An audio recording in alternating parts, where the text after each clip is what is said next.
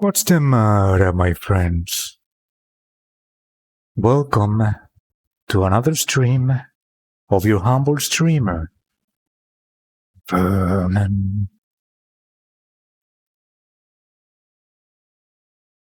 Today, we play video games. That is right.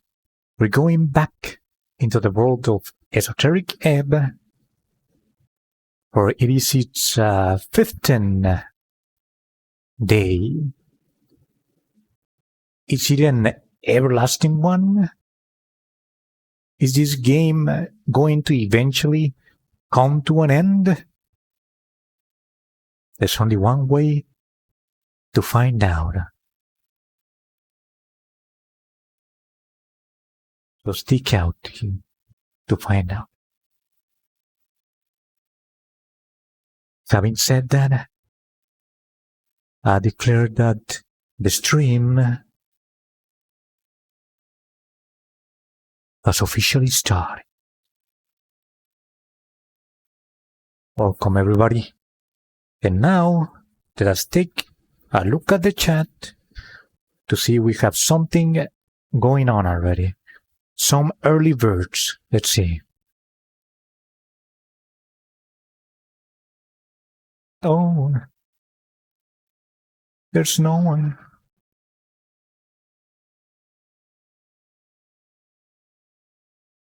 Hey! Sorry, bot. Let's go. We have an audience. Artificial intelligence, but an audience nonetheless. The show must go on. Hell yeah. So give me just a moment. We're going to open the game up.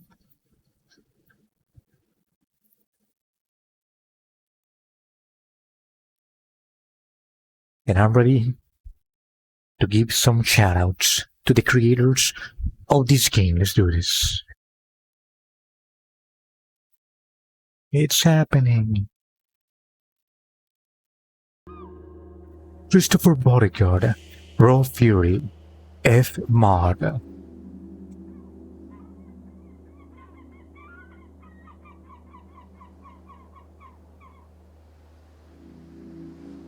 Shout out. Thank you for making this beautiful game that we are about to play for the 15th time.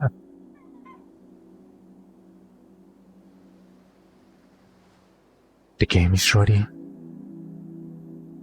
The streamer is ready. But most importantly, you are ready. Let's do this.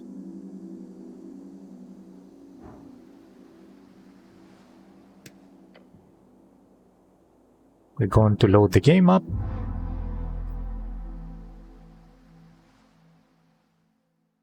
And as you might remember, we're inside of a snail. Well, not exactly. It's called the old prison. But it kinda looks like the snail cage from outside. We just rescued our friendly gigantic snail. We also made a pact with an aberration. And today we might be able to enter the pillar.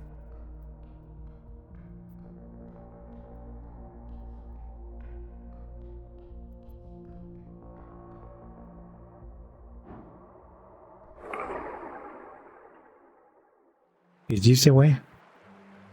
It is the way. I also wanted to see if I can speak to the mushroom that I saved.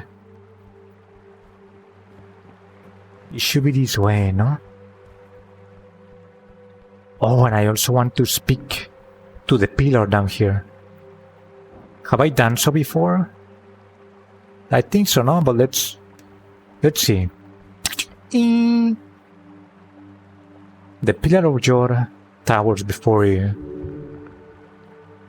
he is speaking to the touch the pillar.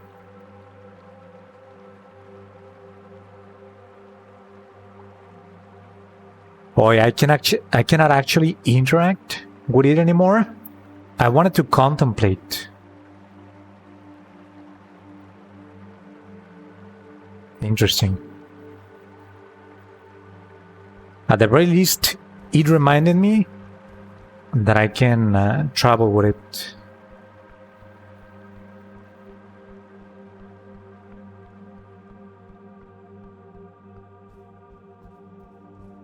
Here, I want to speak with plants to hopefully be able to talk to my body. The mushroom. The mushroom man greets you with a slight tilt of his large cup. He's like, my man. Or my gentleman, but it then rattles out a quiet noise from its mouth.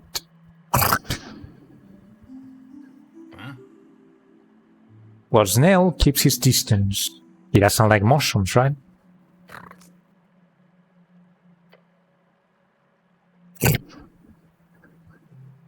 Can I? Let's see. I cannot cast that spell, really?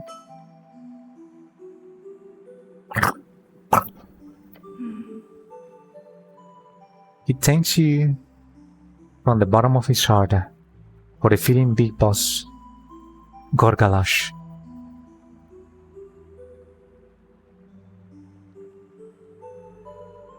Comprehend languages. Let's do this.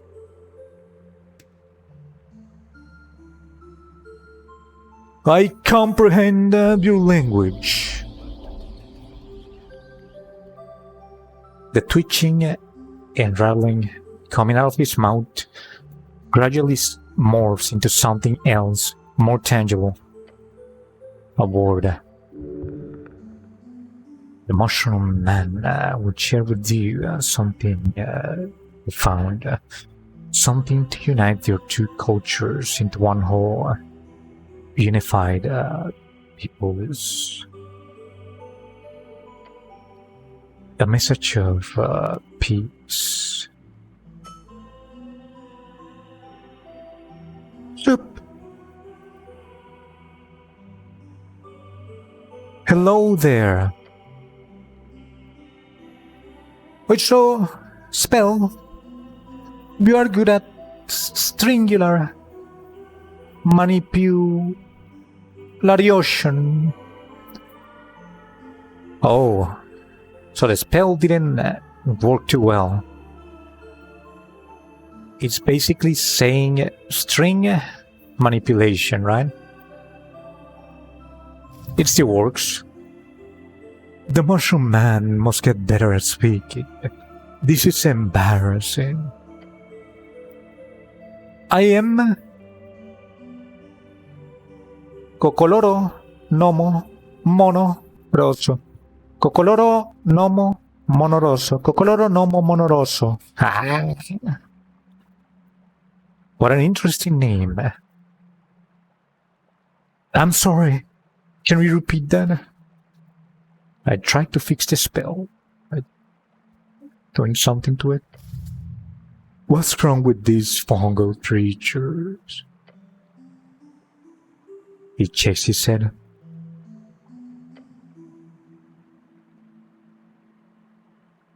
You may call me, but that is what made walkers like yourself say.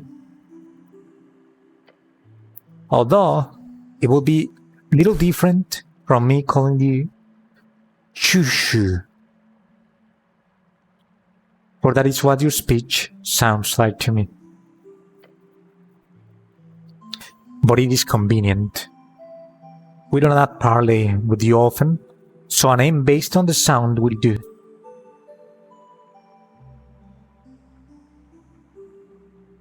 I think I got the spell working now.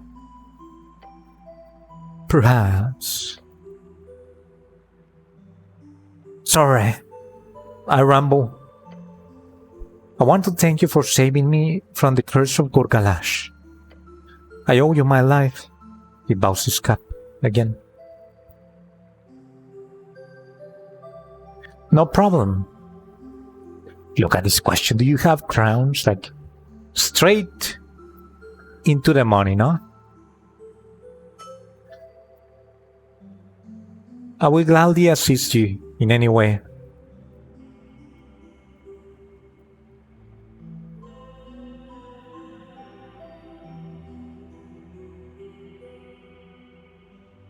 What are you voting in the election? Election? Yeah. I've heard of it. It seems like a way to abstract the common consensus of a core crevice,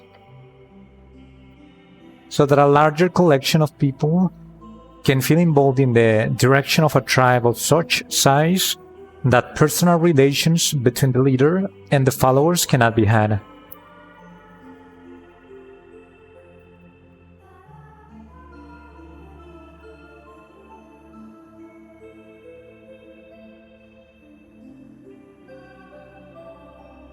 It's also a way to keep tyranny at bay, the mandate of the masses, and so on. The Mushroom Man tips his cap. I'm a political, by the way. Okay. We are recognized by peers as a true apolitical person. I'm not sure of the implication of this. Fair. Now inviting to vote. You should also vote. Everyone should vote. I should vote. Do you invite outsiders to vote in an election for your own sovereignty?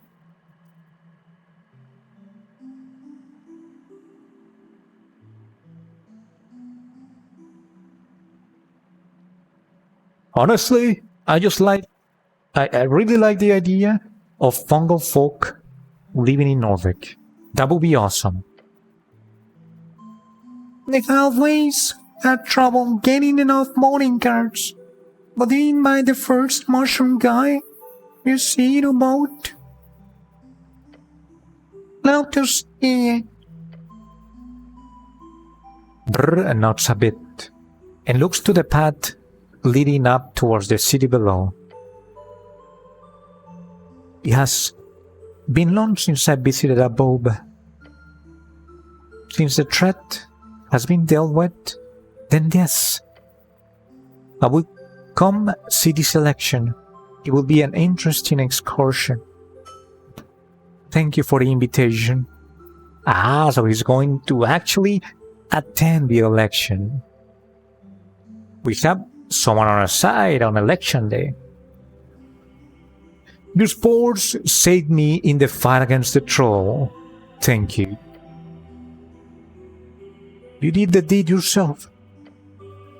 A little help is needed, even for the greatest of heroes. A little. The cleric did wonderful, but yes, help is required against such fearsome foes.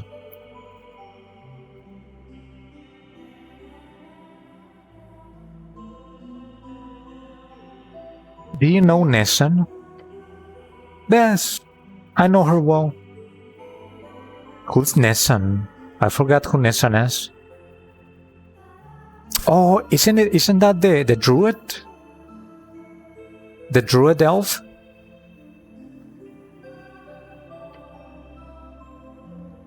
We worked together at a time, down on the undercoast. She's a lovely woman, and a great druid. I owe her a lot. That's all for now. Actually, let me take advantage of the spell. Every time that I want to talk to him, I need to use comprehend languages, no?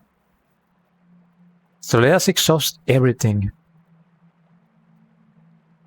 Tell me about Gorgalash, the troll. Gorgalash, the Azca king. A horrid word, a curse word. He is a bane upon the shadowy depths, the murky fungal valley that is my home. A beast with no care for balance or primal love.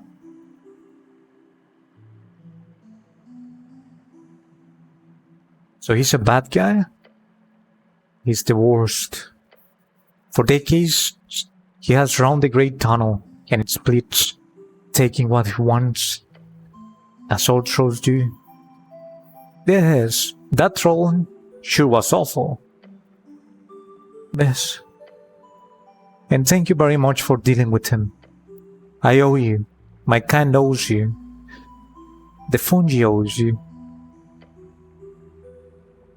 He bows his cap deeply. Your name will be written on the walls of the body itself.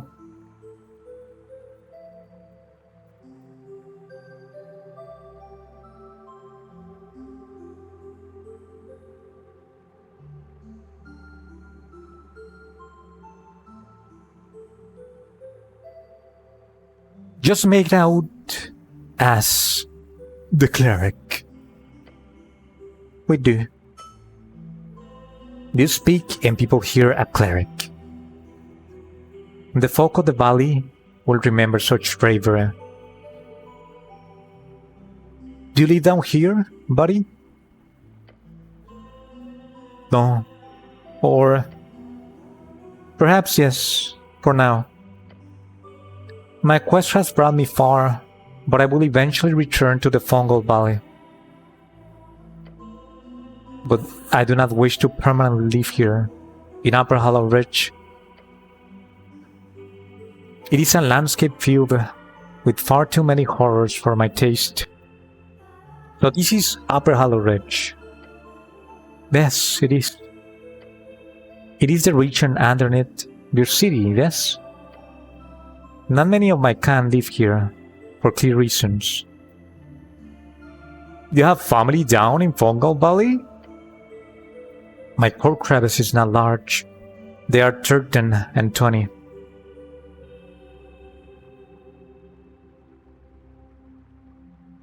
Your crevice? I have 13 offspring and 20 comrades of my strain. Holy. 13 children. Interesting.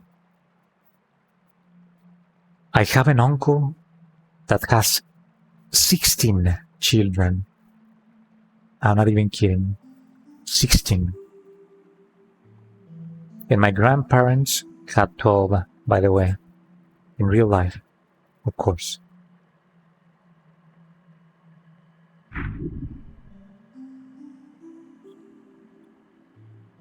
Stability. We live in a large collectives, or families as you say.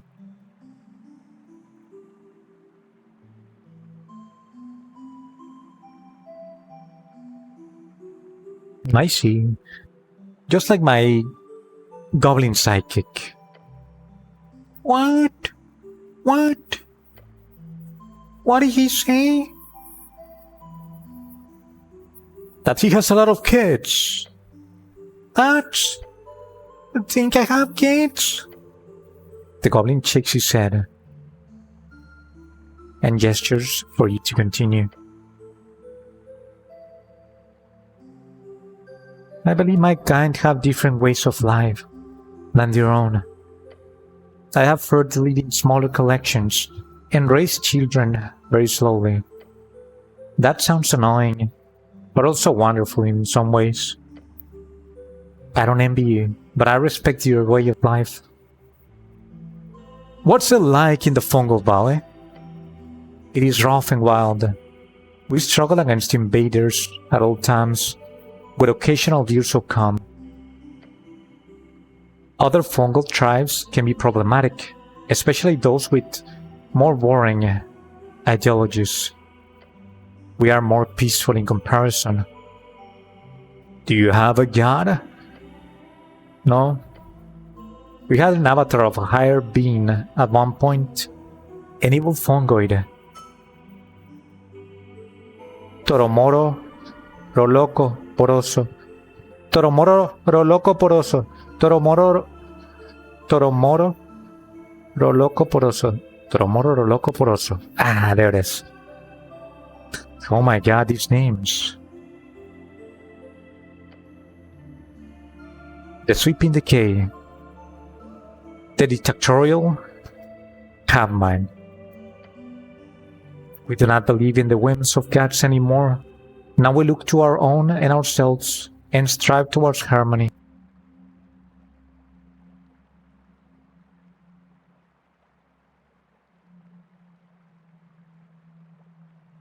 Have you traveled a lot?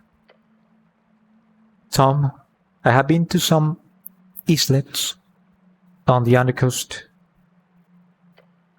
I have been to the surface a few times, although I was not a fan.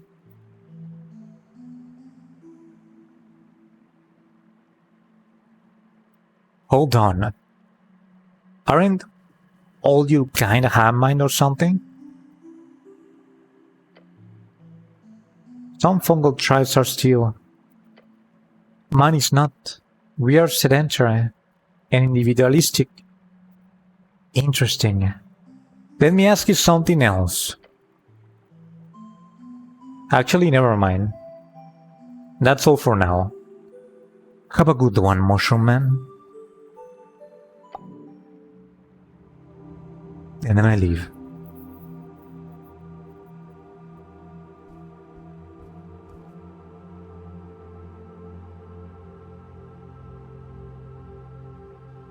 What is wrong with her? Look at that. She's so tall that things like this usually happen to her.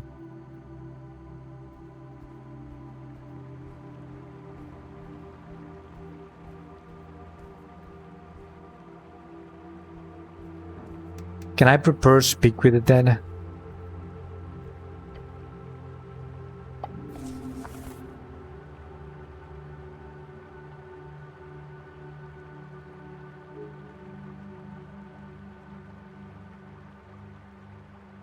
Also comprehend languages. What else? Bless. Probably cure wounds. No, but what if I wonder if my teammates actually die.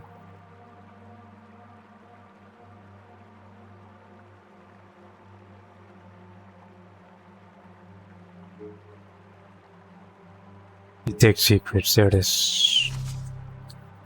Those are good.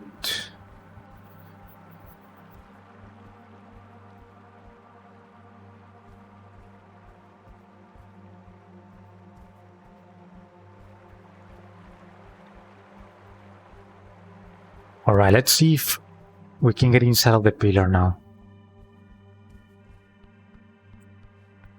Hey, look at this. It didn't go away. I think it's glitched. They usually go away when you get close. That is what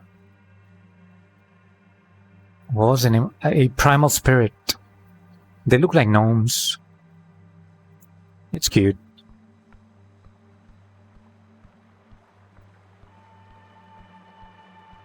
Can I interact with it? Let me see. Maybe there's a secret here. Oh, there's a secret. Why detect your secrets? Oh, yeah, but the secret is this way. Behold, a chest is buried here. Nice. That is really good. It avoids death. Rest. Periapt of Health. Whenever you go unconscious while wearing this item, you are instantly restored to 1 HP. This effect can be activated once per long or short rest, +2 constitution. Avoids death once per rest. And an old paper, an empty piece of paper, really old paper. In the corner it says, in some archaic tongue, Nota a mí mesmo. No olvides de debuscar el mapa antes que sotierres el tesoro. +2 dexterity and -2 wisdom. I can kind of translate this. It looks like some type of archaic Spanish. It says, "No to myself," or "no to self," right? Do not forget of searching. No, this is probably something else. The map before you bury the treasure. Oh, no to myself, or no to self. Do not forget to retrieve the map or bring out the map before burying the treasure. Like, do not forget to take it out of the chest of the treasure, right? Before burying it. Let's see. Oh, and I also hadn't read this. The Staff of Strengths appears of Vrachen born through centuries of great war fighting. This indestructible item has in the early days of this world and has now been brought to this modern alien era. Grasping it gives you chills.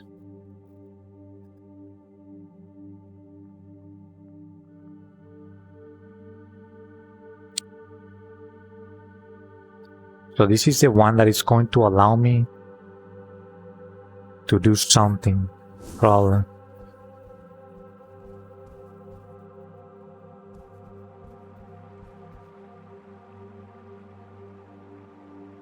Is there another secret here? Nope.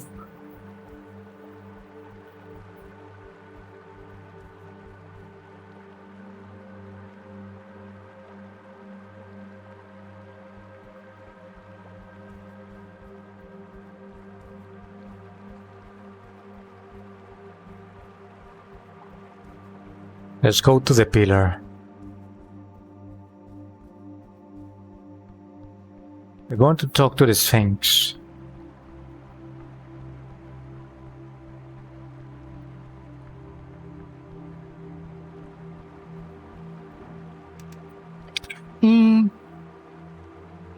The pillar of your towers before you. He is speaking to you. Touch the pillar.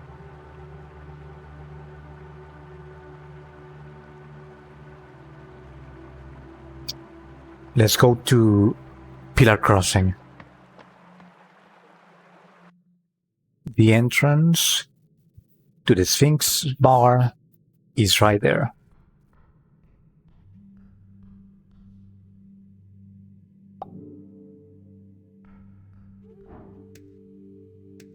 Let me also try to contemplate.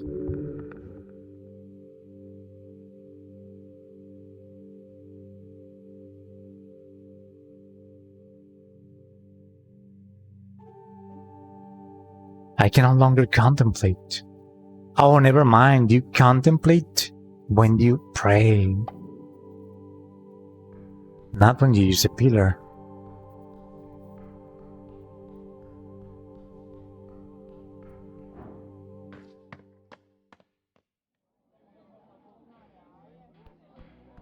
And this is open now.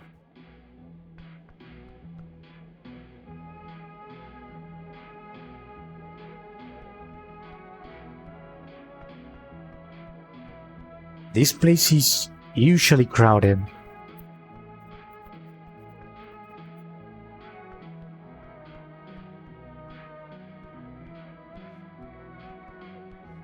There she is.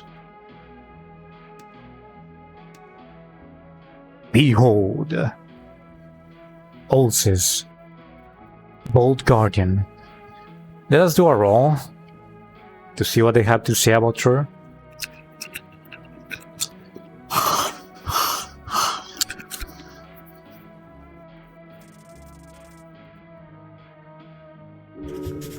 Nice.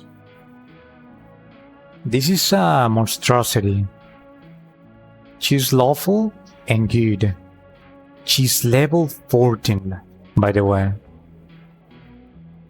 So far, that's the highest level that I've seen in the game. She's a Gynosphinx. Thousands of years spent guarding a hole in reality. Remember, her perception is beyond your ability to conceive. For her, a day is a fleeting moment, unless you make it memorable. A Gynosphinx giving out riddles. A woman searching for something, anything, even remotely interesting, about these current mortals. Why else allow them into her lair like this? He is not being exploited. Whatever deal she struck with the tavern keep, this beast of Jor could break it at any moment. None of them hold any power over her, yet she cannot leave. Because she's an alcoholic, no? Resentment. Anyone sane, with even a sliver of mortal understanding, would feel resentment after being stuck in one spot for millennia. Ulysses, this oh so powerful creature, feels a hint of resentment towards her masters. Perhaps that is why she entertains this fleeting moment.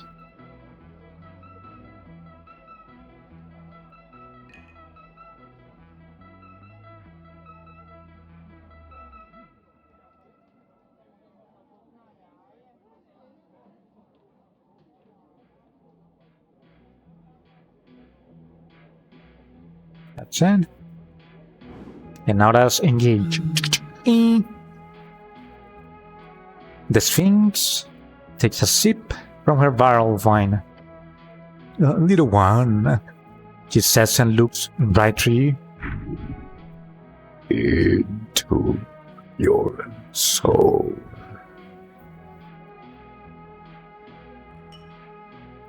I need help entering the Pillar of Jor. Now, that was not a request I expected today. But I ask why?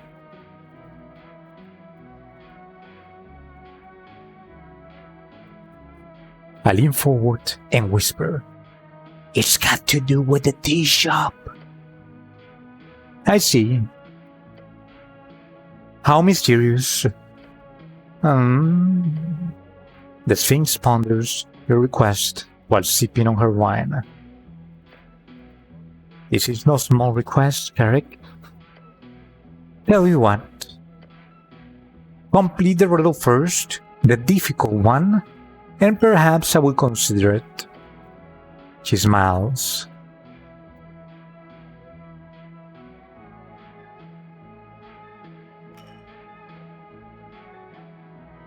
What are you voting in the election? I'm not.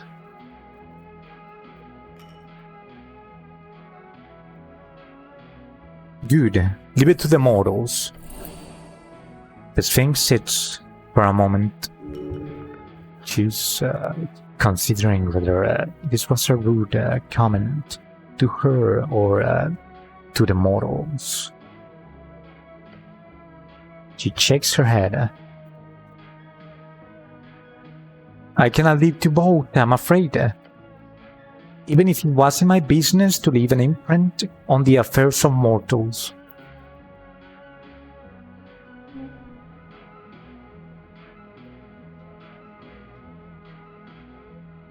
You can live here for even a minute or two? I could, but that would break my divine quest. Understandable. You cannot do that ever. I would not have expected a mortal to understand. Interesting. If you could leave, what would you vote? Oh, I don't know. She points a claw at you. What would you have me vote for if you were in my shoes?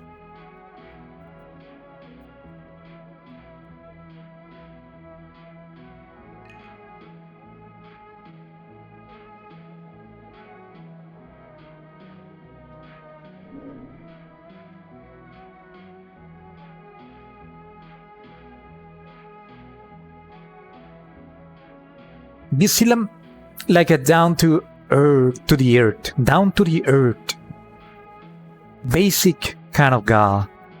You'd be a great agrarian. And I tried to hold back my tears. I cannot recall ever being called something like that. But I can see it has affected you emotionally. So let us move on.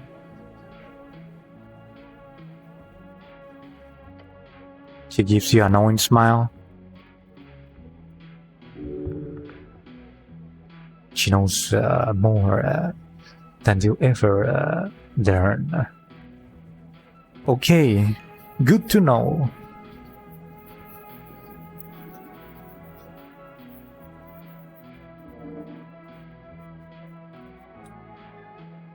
So I need to solve the riddle. And I need to do a physical action to solve it. Oh! Do you think that the riddle is those tiles that I found at the old prison? Maybe. Maybe it has something to do with it. I'll be going now. Thank you, Great Sphinx. And then I leave.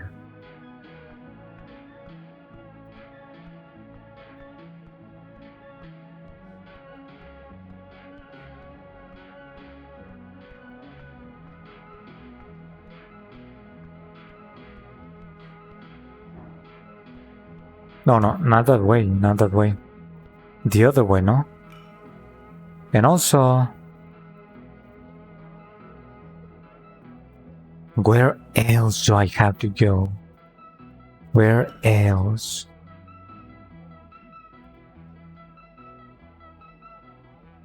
Oh, I need to speak with the dead, no?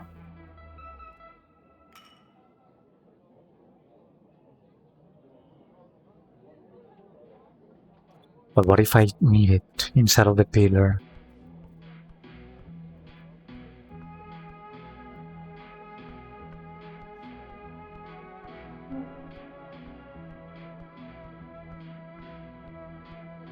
Thinking.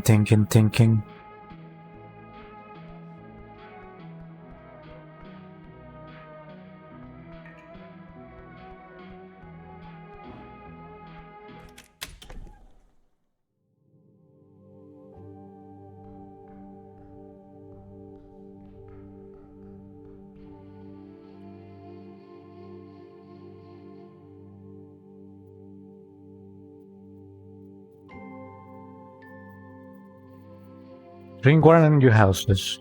Let's do this. I'm thirsty already.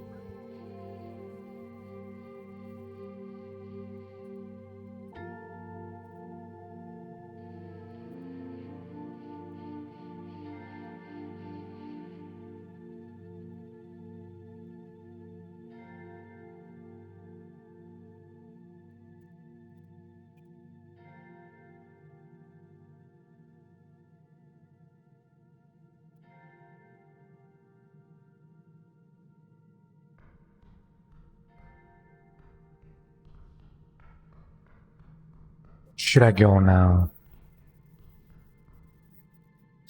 Should I just try to enter the pillar now?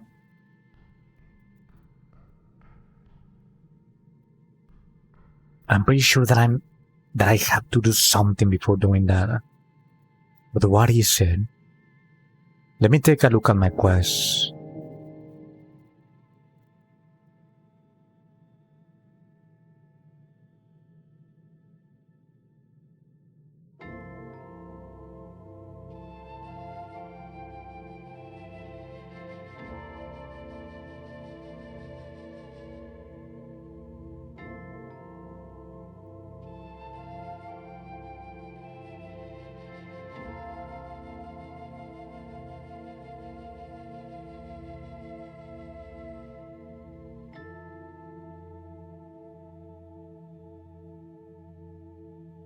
The Sphinx is right there.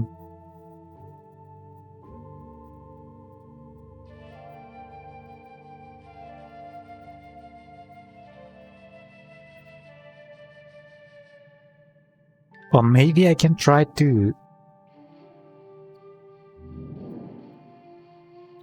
speak with the hail snail. Yes, I'll try to do that.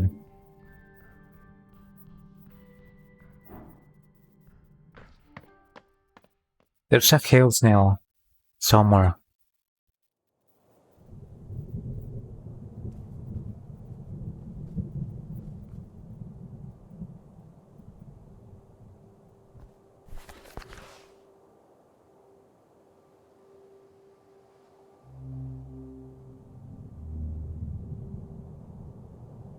I think that I'm here, no?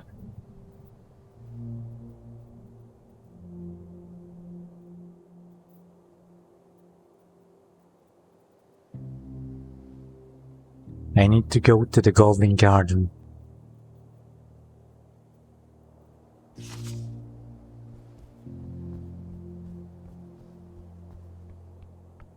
It's this way.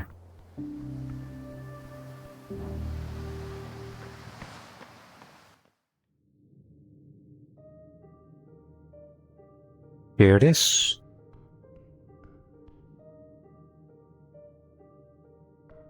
Should I talk to her?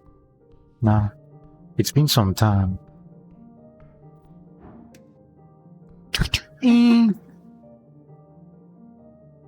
The elf looks you up and down as you approach.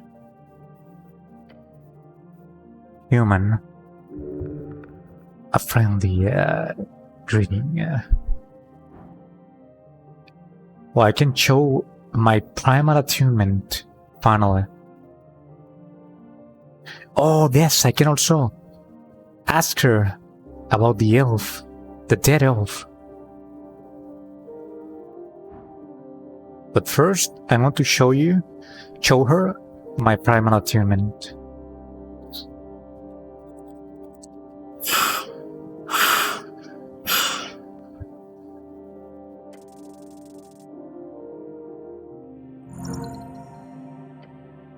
Nice. View new. View new.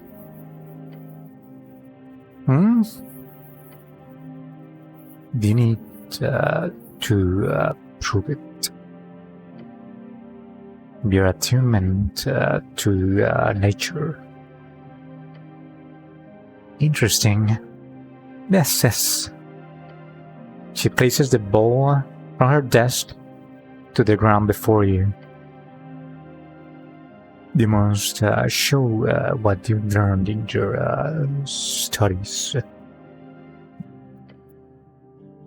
Primal forces are complicated, but you can still sense the tingle of your strings through every branch and mushroom. I hold my hand over her bowl. As you reach out, the elf hums. She then moves the bowl even closer to you. Do you believe that is all you require? Magic is not an exact science, despite what the instructors in the towers used to tell you. The esoteric in your realm does not conform to rules. That is the only rule they truly follow. Now feel the only mushrooms inside this bowl.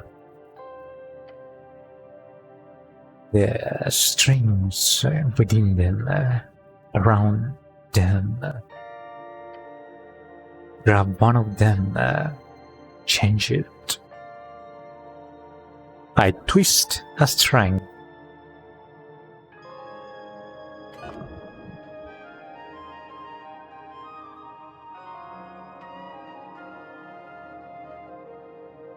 Nice. At first, nothing. Then a quench. Whatever you touched, it is connected with the spores, the growth, the decay. We did a little, but you did something. The elf nods. What did I do? You ruined my brew? It's fine, decent. I meant to do that. She laughs. Because the fungi in the vault to change acidity. It's subtle, but it's there.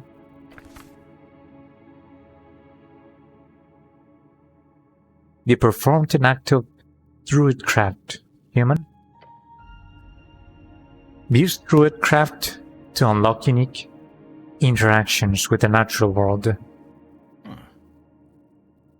The goblin looks on, giving an uncharacteristically stunned expression. Of course, I'm a natural. You are, aren't you? The sun grabs the pole and powers the mushy mushrooms onto the ground. The contents wriggle before you. I made the mushroom come to life? She looks up, reassuring you. No. They are supposed to move like that. You did not perform that big of an esoteric feat. Not yet, at least. Excuse me. She chuckles and puts the bowl back on her desk. Perhaps we can be one, human and share knowledge with, if that is what you wish. I love plants. Very well. What do you want to know, human?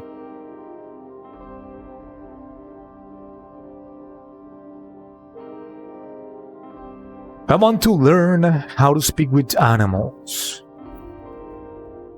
That shouldn't be too hard. Here, a spell scroll to get you started. Cast it when you have an animal to speak with, and you should be able to hold a conversation as long as you can keep up.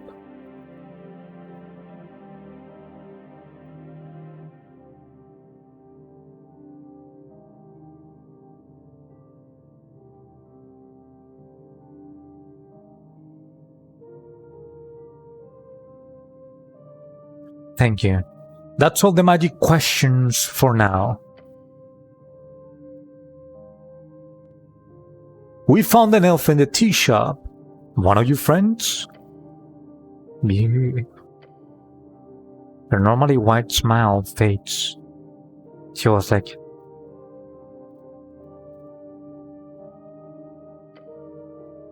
an alien, I presume. I do not consort with their kind. I'm afraid I cannot help in any way, apart from offering you a free piece of advice, a tip, if you will. Please do. She makes a coughing-ish sound. Tread carefully. The roots of alien grow far and deep. They would strangle you, given the chance. Do not anger the Mender's shadow. I don't understand. Her smile returns. They do shady business. If the tea shop is their fault, we cannot do much. So be careful, just in case. Got it. I'll be careful. Good. She nods. Good. That's it. Bye. And then I leave.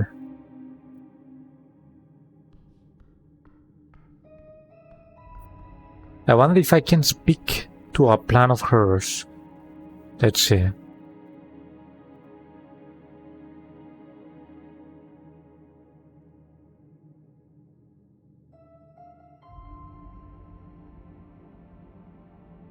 Oh, I don't even have it.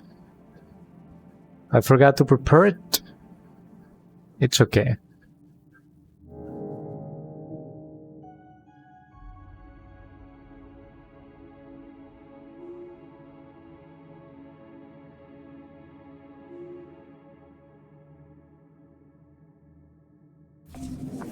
Let me take a look at my new spell.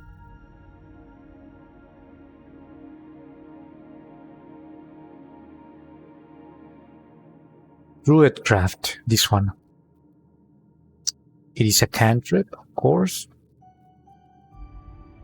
Whispering to the spirits of nature, you create a tiny, harmless sensory effect that follows you. This effect allows you to engage with primal entities that would otherwise hide from your presence. Ah, the primal spirit that we saw down there. Remember?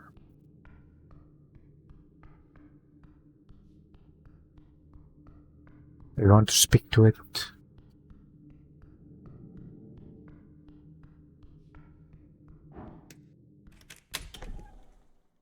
But first, we have to speak to the snail.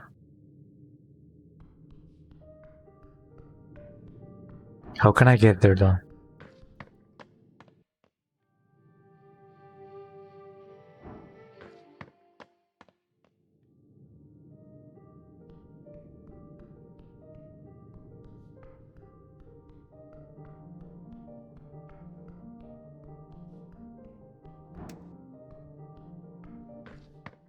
This goes to the city below, no?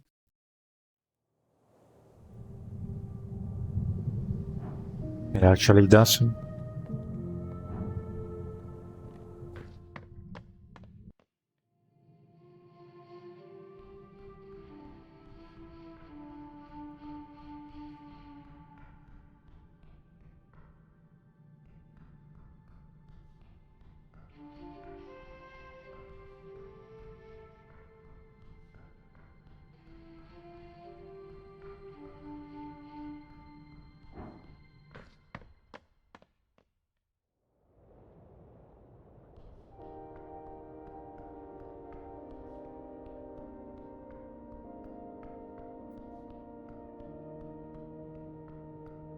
Can I call to this door again? I can, I actually can.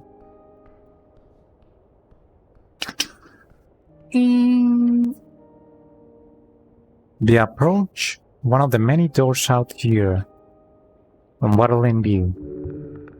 This one is as damn as the rest.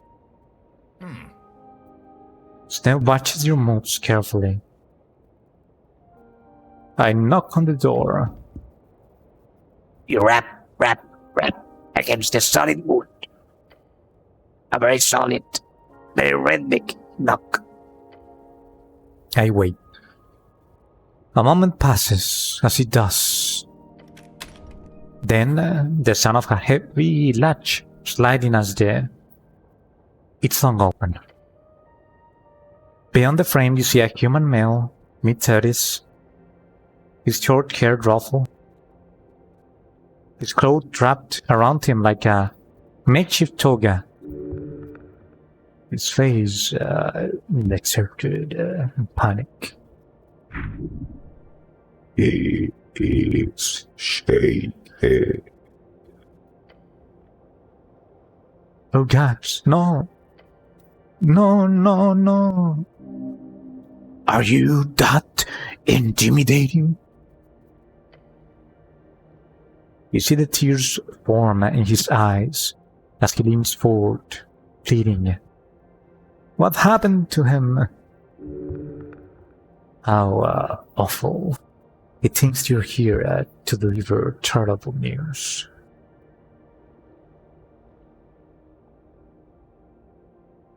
Calm down, no one is hurt. Oh, thank the gods. He rushes in to give you a big hug. Get off me. I remains to you like a stale corpse. He takes a step back, wiping half-formed tears from his cheek.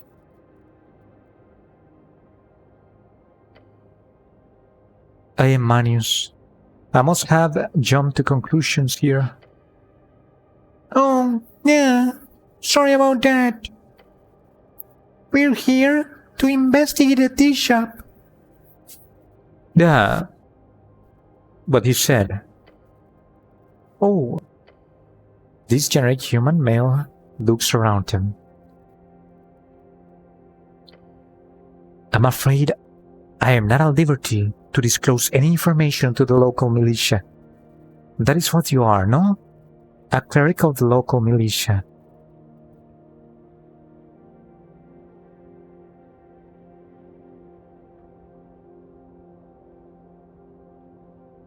Oh.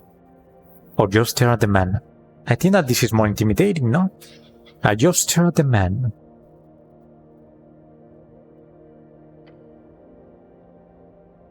Busy. Octavio. He's a busy man, but he's directly instructed me that in case there are ever any inquiries, they would have to go through official channels, even for his inner circle. That's very suspicious. I'm sorry, I swear to you, we have all the legalities in order. I have diplomatic immunity. That's what it's called. Your companion gives you a raised eyebrows towards the fucking ceiling tablet.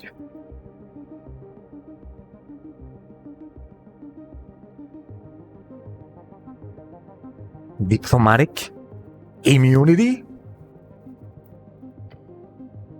Yes. Who are you exactly? Oh, I am Manius. As I said, I am a free strider and member of the Escani Reeds Trading Company. I work for the First in Command Guild Agent of Tostad. I'm afraid I cannot offer anything more than that.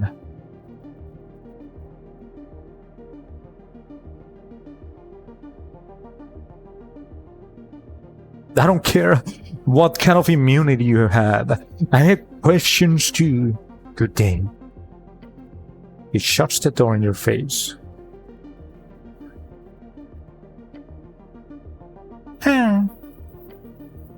That was a roller coaster of emotions.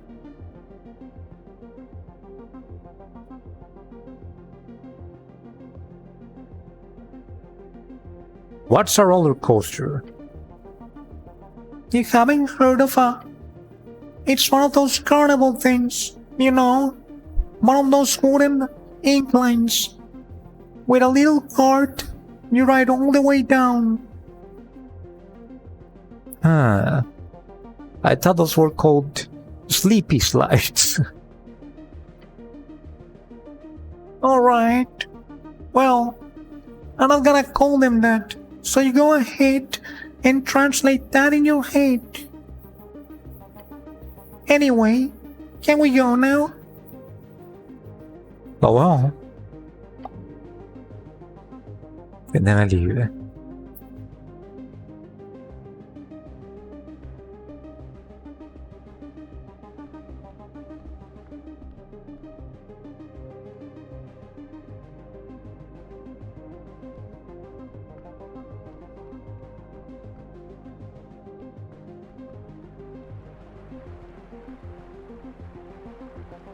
Huh? Is this an altar? I mean, it is a shrine.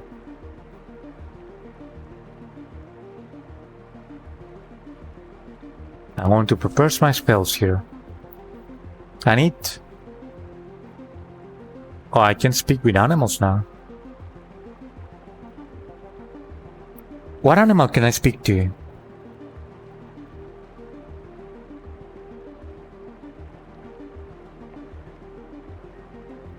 Wait, is the Gryffindor? The Gryffindor. Is the Griffon still there? Maybe I can speak to the Griffin. But what good is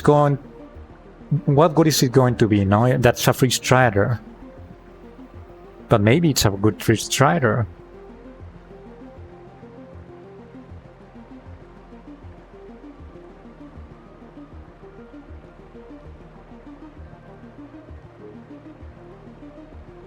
Comprehend languages, detect secrets, prayer of healing, speak with dead, speak with plants, I guess, speak with animals, and what else?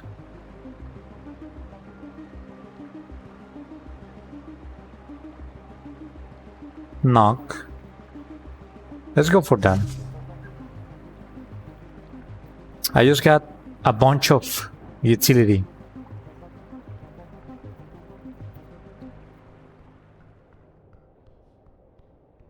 Let's go to the Griffin.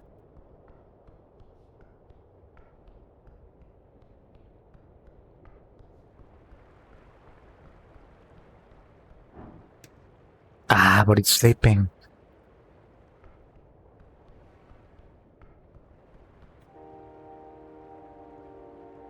Am I getting into trouble? Behold. Behold those fangs, and the rest, too.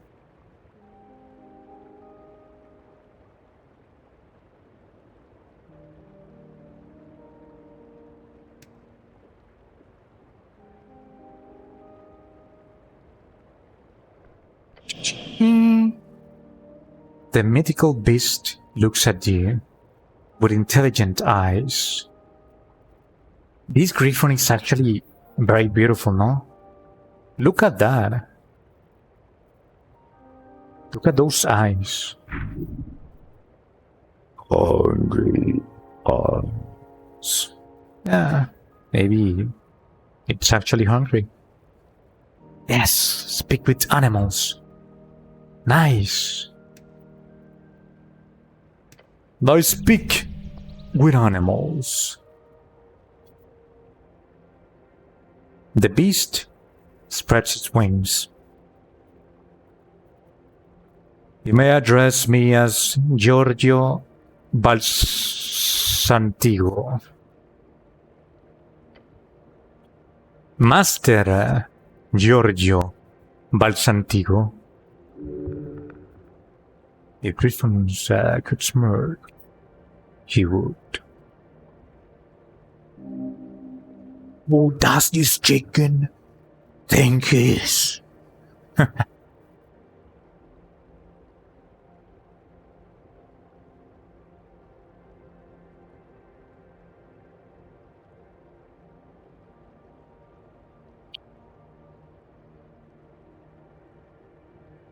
Greetings, Master. Thank you for getting out of the way.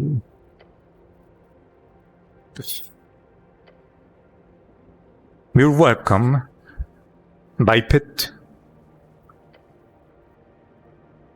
Now, I'm in a good mood after my nap. Go ahead. Ask me whatever inane questions you might have.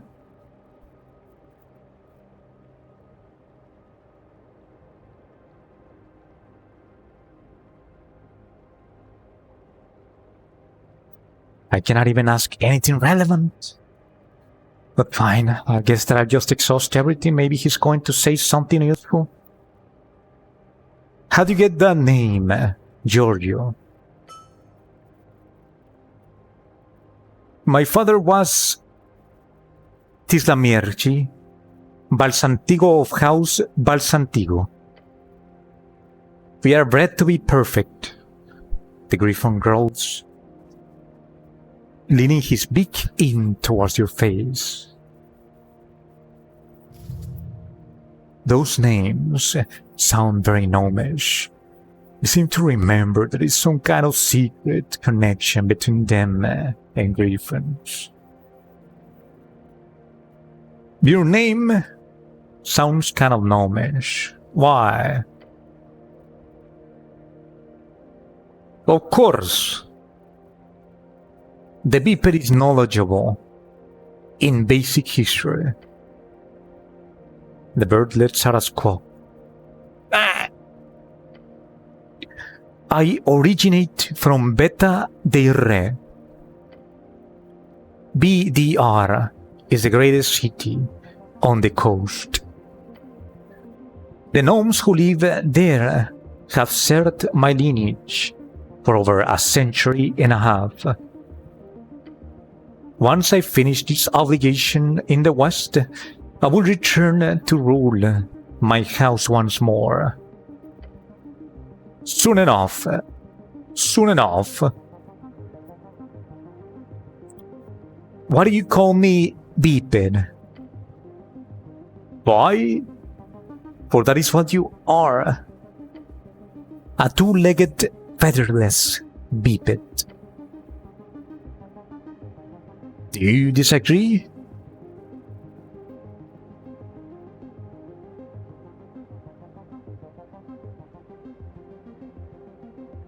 No, that's factually correct.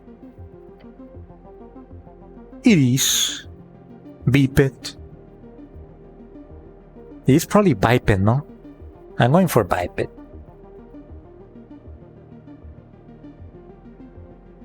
What do you do around here? I handle scouting for the boat bipeds, though they do not hold any interest for my valuable information. Some of the less rugged ones I even move around from time to time. I traveled with one a few days ago, all the way to this strange cold land. In return, I get fed a glorious amount of sustenance. More than you could ever wish for, biped.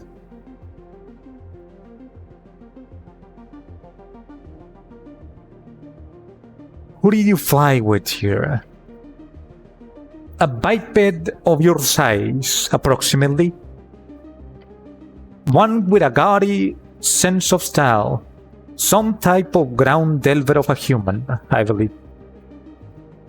The type to head deep below and not come back for many, many days. Ah.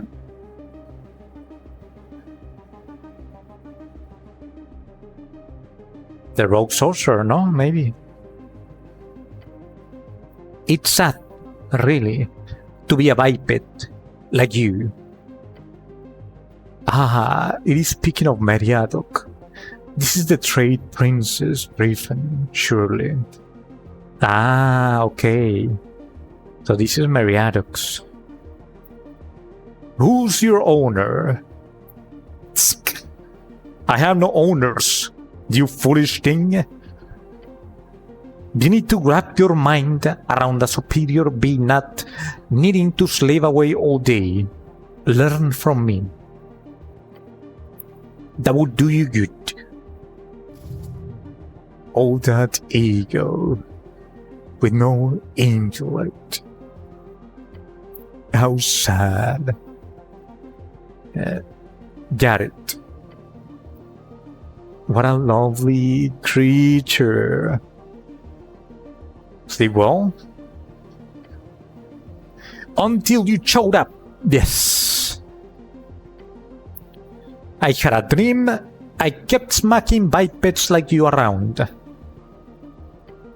It was wonderful. You kinda chunky. Fed well. Yes, thank you. I am very rich indeed. That's it for now. Thanks. I break the spell. The voice disappears from the griffin immediately. Had a good chat. Didn't sound like you were best friends exactly. Wait, what did it sound like to you? You've essentially been squawking for a while now. So I'd be like, quack, quack. That's funny. I would loved if the noises coming from that griffin didn't scare the shit out of me. Sounded like you'd be got it any second.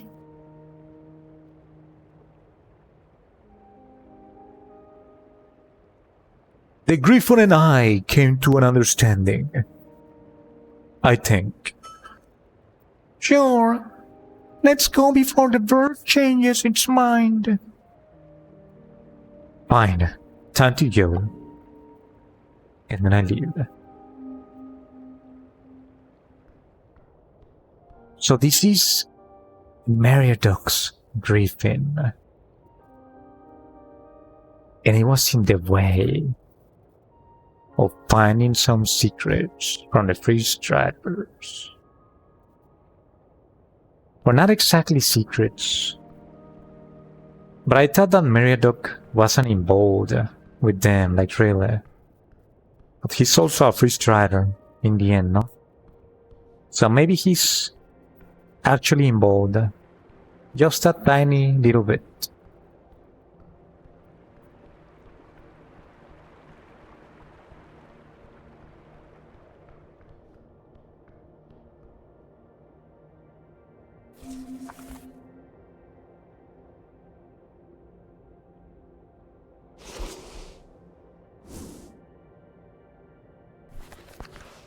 Let's see. This map always drives me crazy.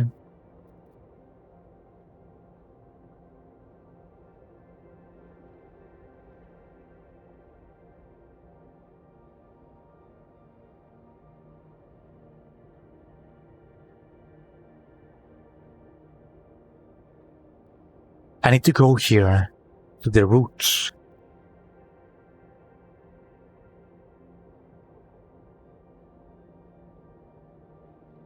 Let me look for it.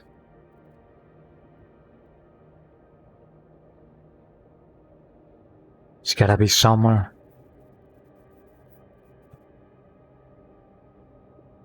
Roots, roots, come on.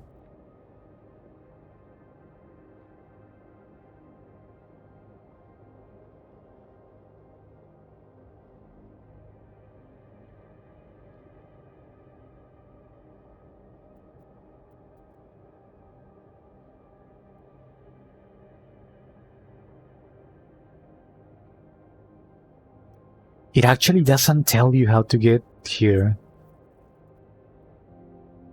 I guess that the only way is probably the south caverns.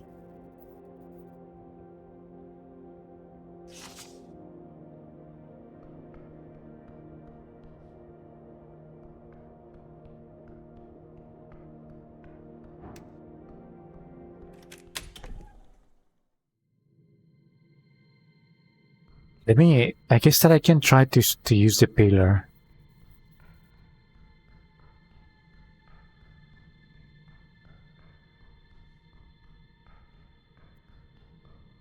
Here.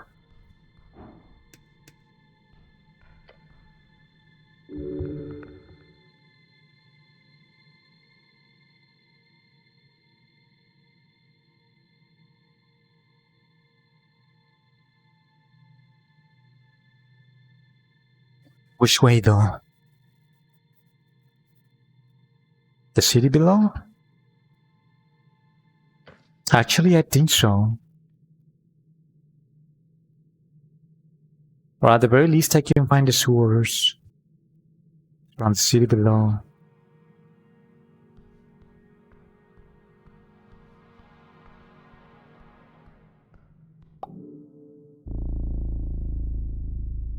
Let's use the cantrip. Oh, it's already enabled. Actually, you can use it all the time, right?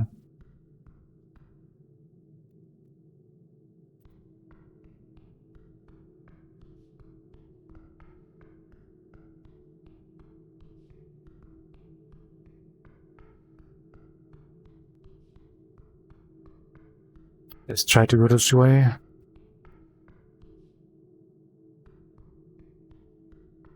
I think that this is leading to the door's place. It is. This is not the way.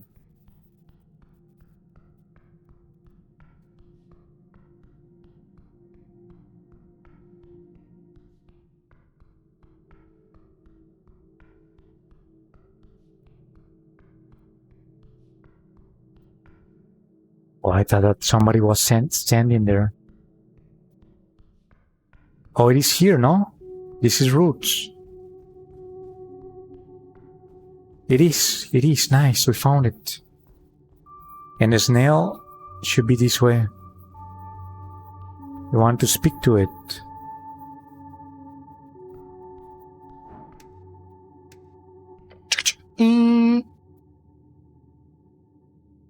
The hail snail is potentially rotating slightly more towards you as you approach it in the blocked eastern tunnel. I cannot really speak to it though.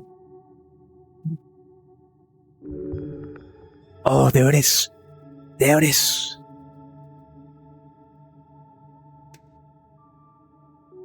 I speak with animals. A deep clicking emanates from the hail snail as the spell's esoteric tingle fades. Tinkle. A clicking that slowly transforms into a sentence. Little guy, you are a friend?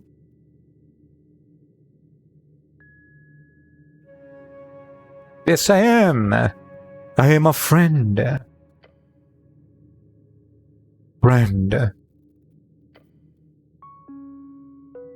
The snail's muttering echoes through the cavern. I am Rekm.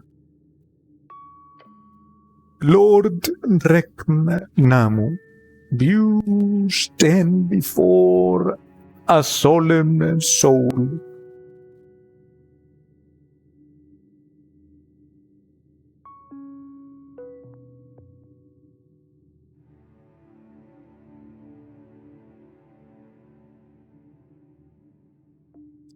Do you know anything that could help me when it comes to the mystery of the tea shop that blew up? Tea shop? I do not notice. I know only cold and sleep and the slow turning. Driven slow at speaking. What are you voting in the election? Election? What is election? It's when people choose their leaders. Choose? We do not choose. The strong, they lead.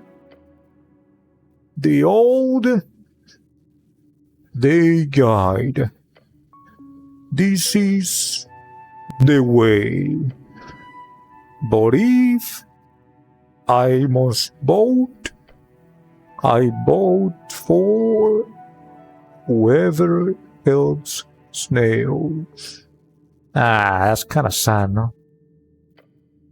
We are forgotten.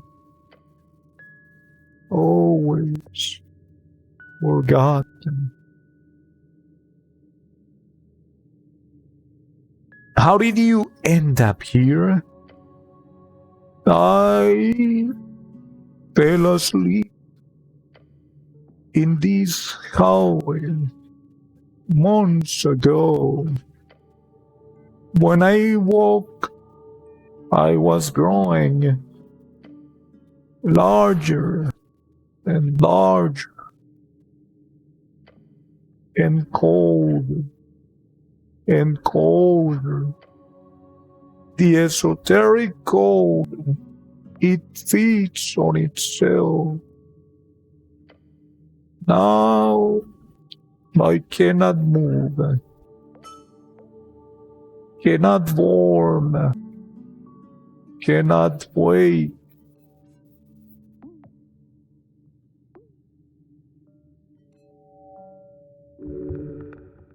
A tragic loop. They might be able to help. If you understand esoteric pockets well enough. I actually don't, I think. The Lord of One, right? Exactly. Lord of my escargotor, my children, 6 in number. They are small still, but they will grow aside of grown. You're a sullen soul? Why? I am trapped. The cold, it holds me. I sleep, but not sleep. Esoteric eyes finds me. My children, they sleep too. We cannot move.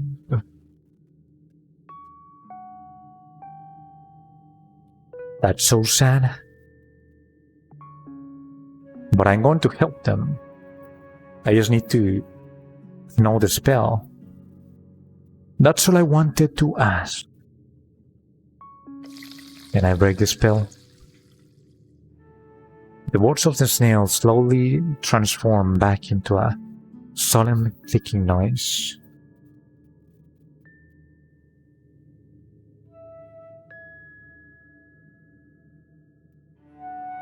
Would I break the esoteric effect, causing the snail lord's hibernation?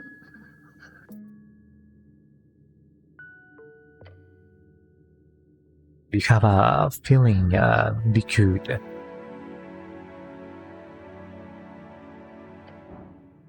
In either case, we must try. Nice, this is going to be no challenge. We might be able to save him. Let's go for it.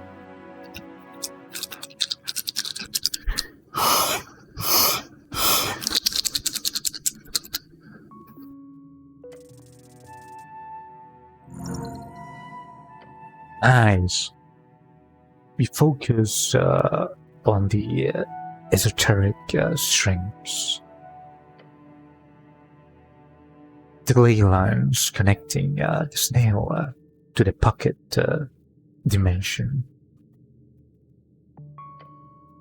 There, we see it. You body.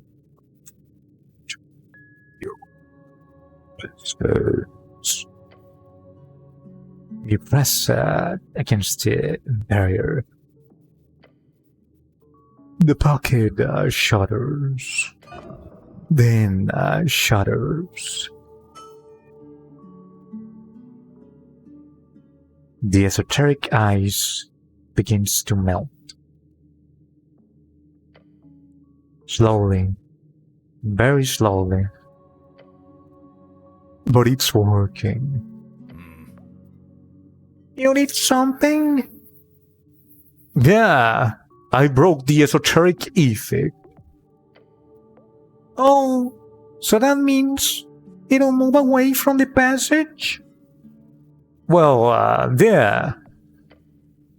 Right. That'll make Lady Sagely very happy. He groans. He groans. He would have prepared for the snail to remain, but he will not complain about it beyond these guttural noises. Because he's scared of what's down there, no? Does this path even lead to a new place, or is just connecting something that has already been uncovered? We'll find soon enough, I guess. I step back. The snail lets out a blubbering, clicking noise. Other sounds echo from deeper in the hallway.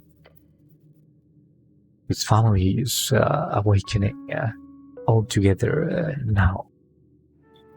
Let's go! We've saved the family, not just the snail. We should return later after a rest. They will be done by then. I'll leave them to it. Nice. Nice. The world here remains strange. Just a wall, unless you know better. Still just looks like a wall to me. A very pretty wall, mind you. Any ideas, Snail? About the wall?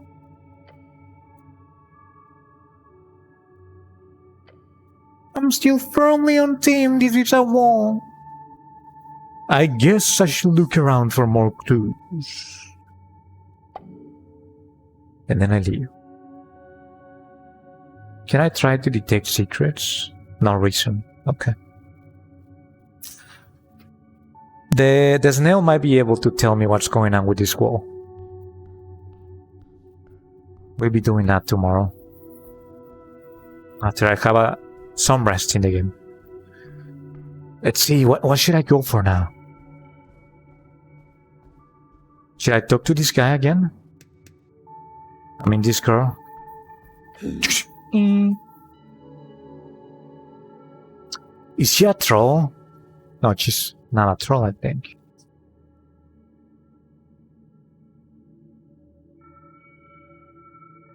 I defeated a troll. Ah, troll? The hairy woman gives you a wicked smile. I'd say you were lying, but I don't think you're up for that. This will surely help. He did actually kill a troll. Technically speaking, it was just... Silence. She interrupts him. She nods in your direction. He's happy, right? Well done, human. I find your skills highly arousing. What the hell? See?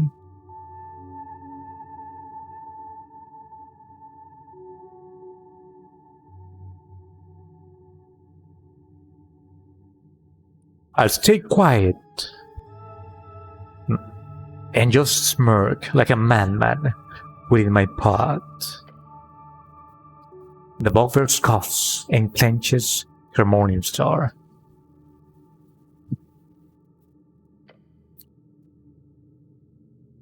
And what else do you wish to speak of? I will not indulge your ego any more than this, I assure you. She will not meet your gaze. How strange. Glory be, as glory found. The greatest man will not be bound to foreign lands and foreign shores. The loving heart will open the doors.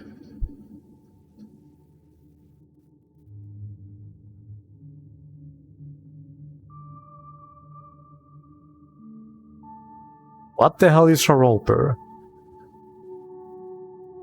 I defeated a roper in the South Caves. Oh, I remember now. It's the one thing that was being camouflaged. It looked like a Lovecraft thing.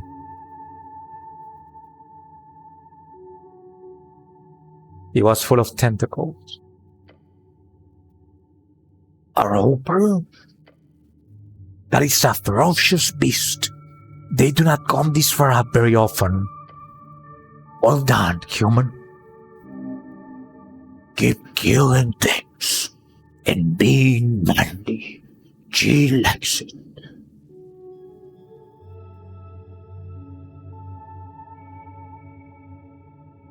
I wonder if by flirting I can actually get somebody else for my party. She could be a powerful ally, no? She's a warrior.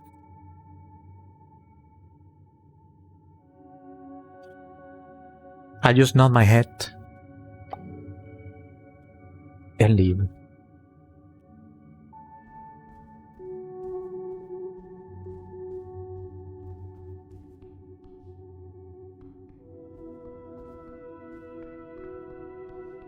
What should we do now? What are we missing? What are we missing? I think that's it. I think that we can try entering the pillar.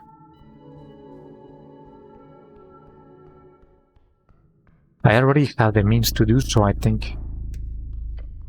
The pillar of your towers before you is speaking to touch the pillar.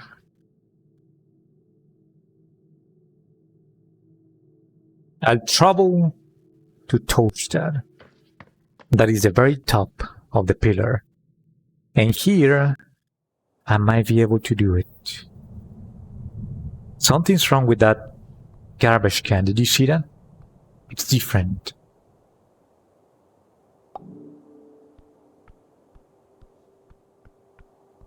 Here. Behold, a trash receptacle, mostly stacked with old signs and a dream patch.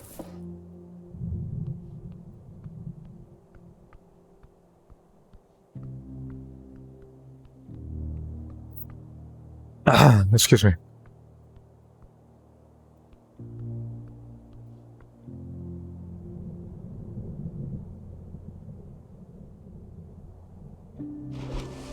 I have a new item, no?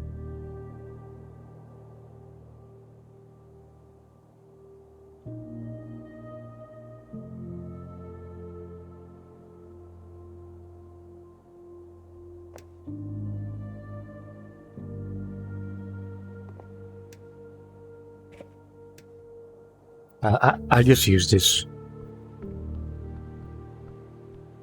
It has to be powerful, no? Behold, an almost intact and endlessly rising pillar the centerpiece of Norway.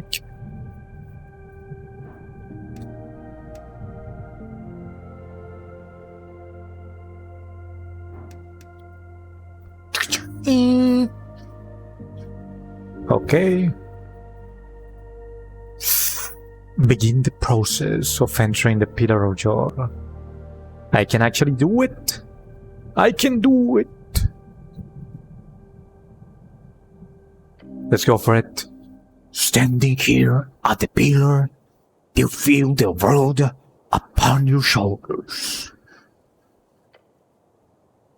If you do this, there is no going back. The gate might never allow you to return. Make sure you have finished all your other quests. But don't worry too much about loose ends. Unless you're gonna act all quest obsessed.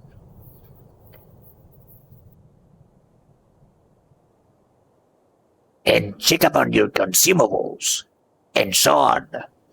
Don't want to run out in the beyond.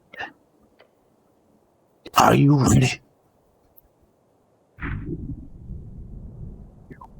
So, it's ready. This is the point of no return.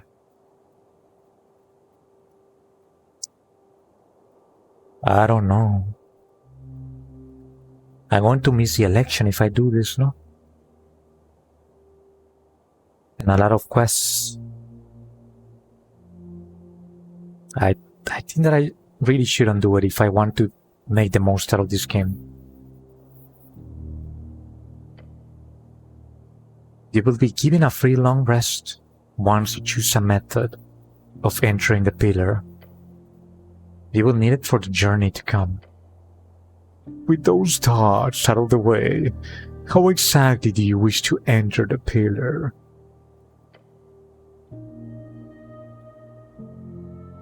As for the pass from your friend alone, if you speak it, it will open up the path.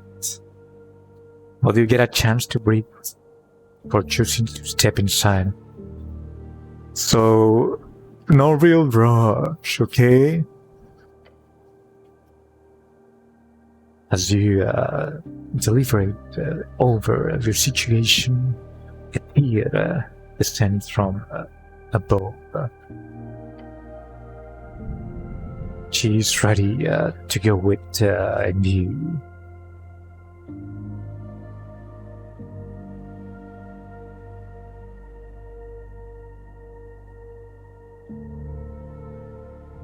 I'll need some time to figure this one out still. Don't worry, I get it. Or well, I don't. This is entirely your domain, cleric. Good luck, I guess. But just to be clear, I'm coming with.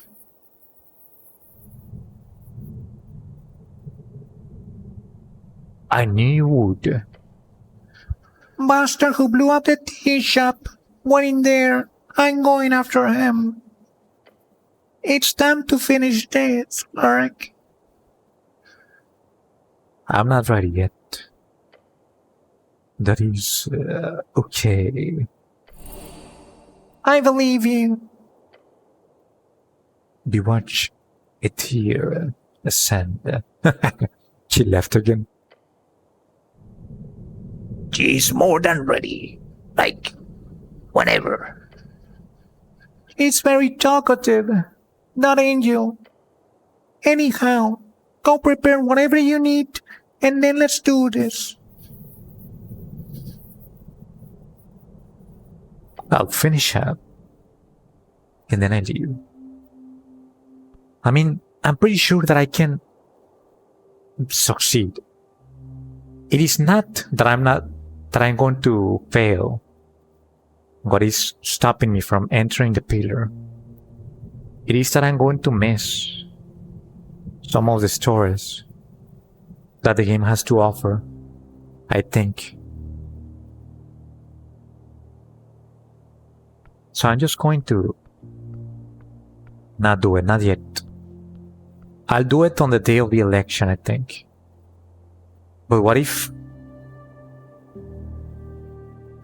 something bad happens on the day of the election, no? And I can no longer enter the pillar.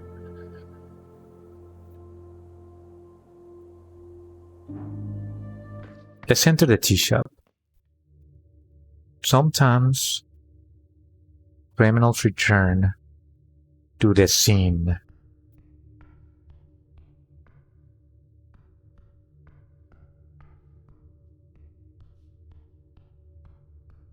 Let's go this way. And I think that I can detect the secret.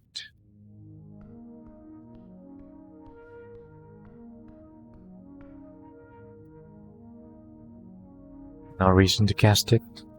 What about the columns mage hand?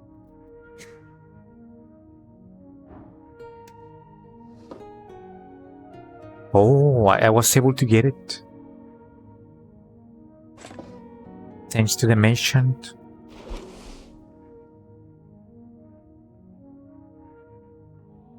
Adamantine Warhammer. An amazing piece of dwarven craftsmanship. Made in an extremely expensive and terrifyingly tough metal. This Warhammer feels light as a feather in your hands. That might be a problem actually. Hitting anything with this just causes the hammer to bounce back. Why would anyone make a hammer out of this material? Maybe they just wanted an ornament, right? A decoration.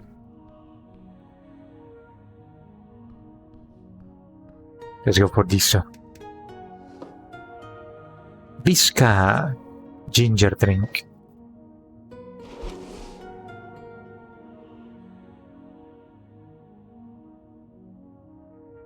A refreshing beverage, blessed by divinity. Why else would it burn so good? Grants a minor constitution increase for a week. For a week? That's a lot.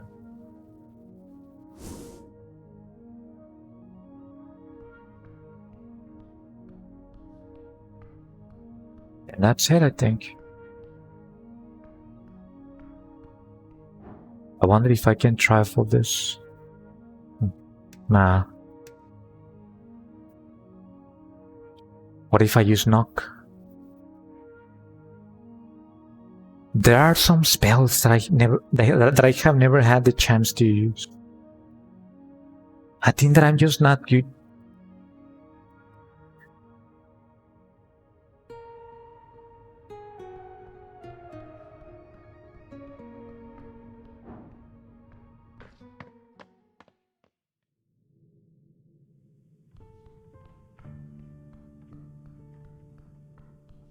Also, I haven't been able to go down here. I need a key. I need a key for this.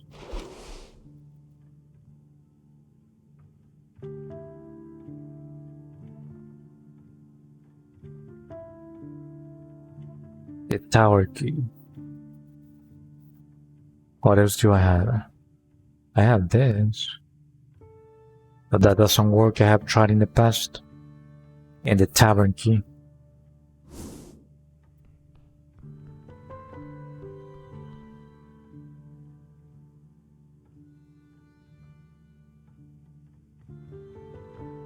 Let's speak to the dead. And I think that there's nothing else to do, right? Actually, waiting for the snail to move. That's something that I can also do. And for that I need to rest.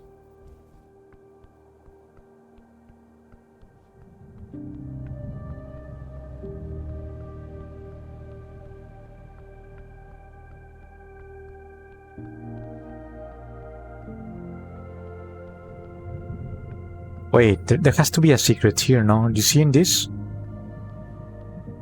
Let's check. Seriously? No secret? What about lock? Nope.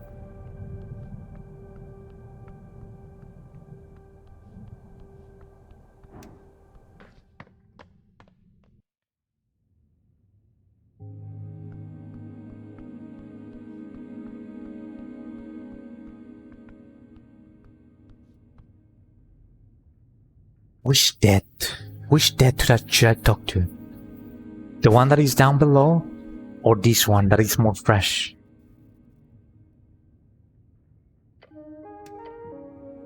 I want to save it.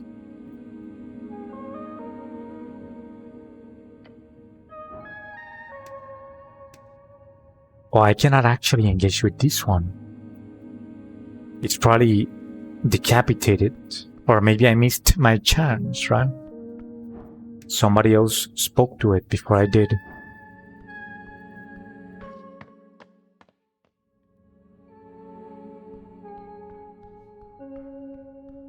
What about this one? I can do it with this one.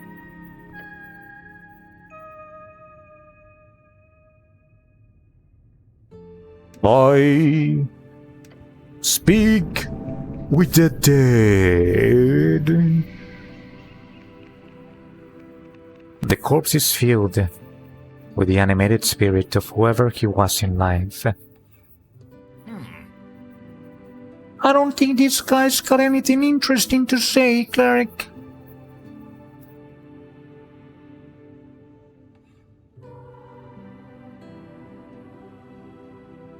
I don't know, Snail. Maybe he saw something about the tea shop?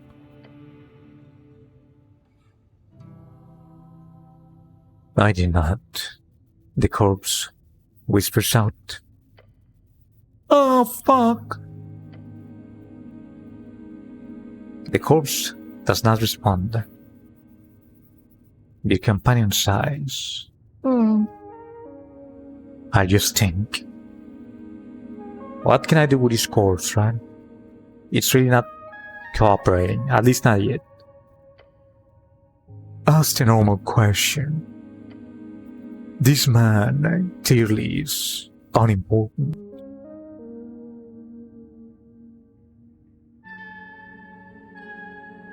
So I can only ask 5 questions, right?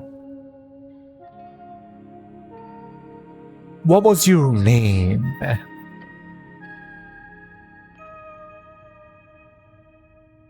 Sven.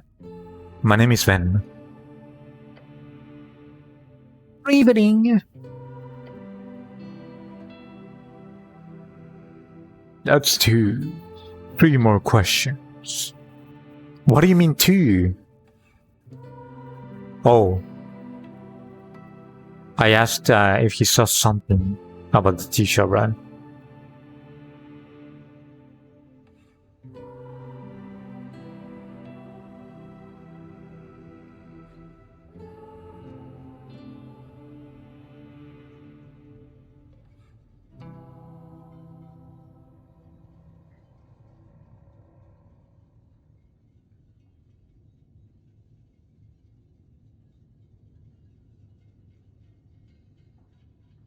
Let's see. How do you die? I fell in the bathroom. Pretty common way to go, honestly. 3 asked. 2 more. He's actually not important.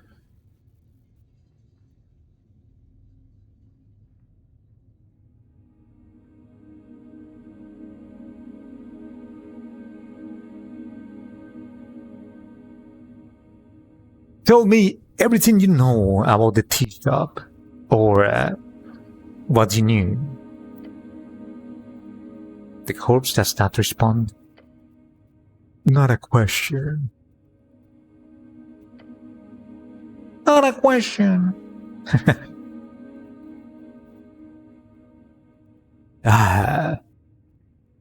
What? How? When?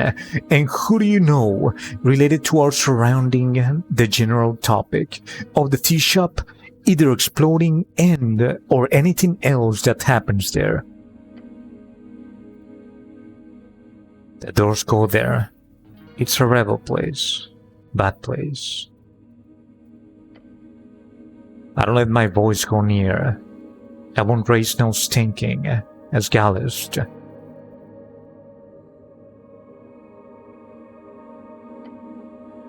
That bird is a rotten apple too, just in case you wanted to know. And get yourself a milk drinker. Interesting. One question left. Make it count.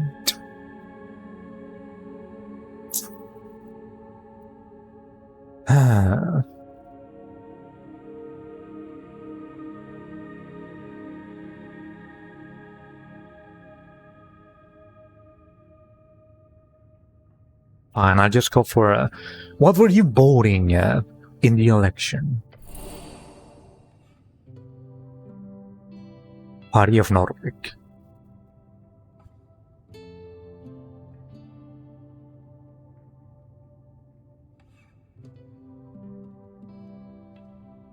Okay, well, I don't care.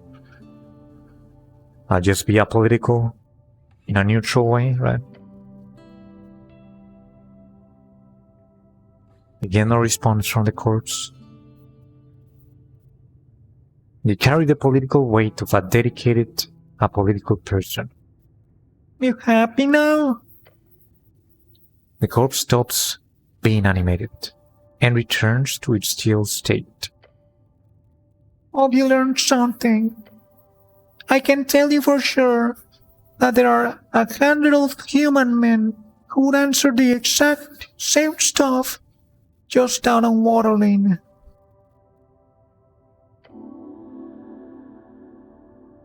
So I guess you could spend money on dressing him, but really, that's up to you.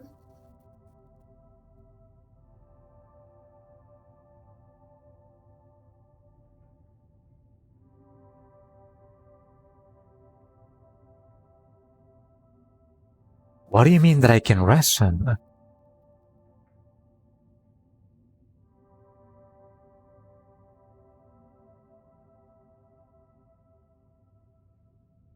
I should speak with them sometime. Sometime, sure, not now. I should stop bothering the corpse now. And then I leave.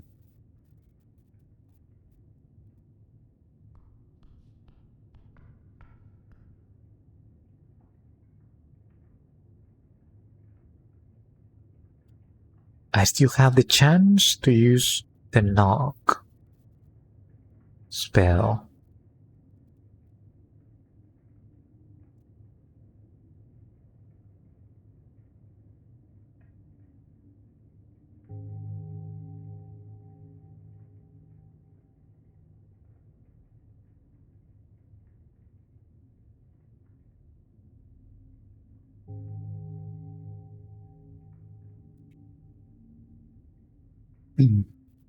But I don't remember anything that can be unlocked.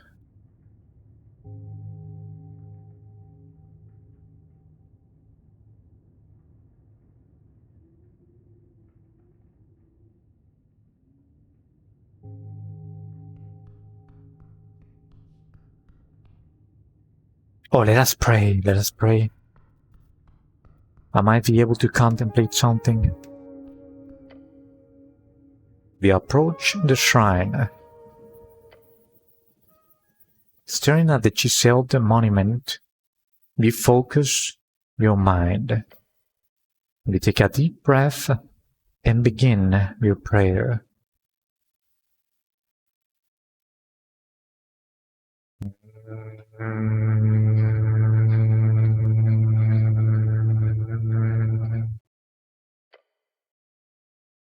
And tranquility.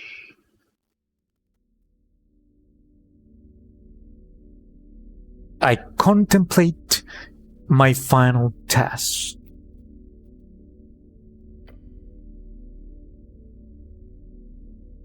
We must enter it. There is no other way. But what you do inside will change everything. Beware.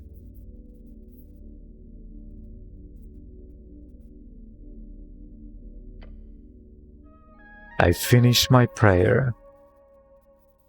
I'm down here, and then I leave.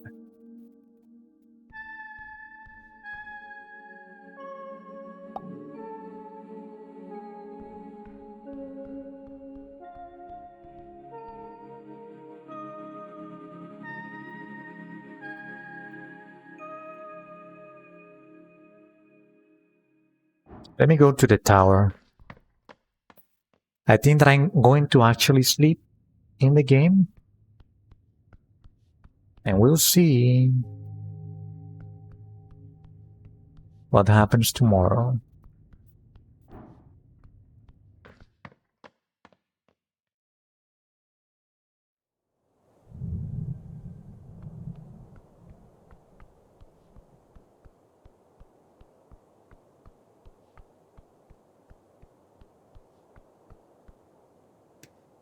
Oh, there's a secret here.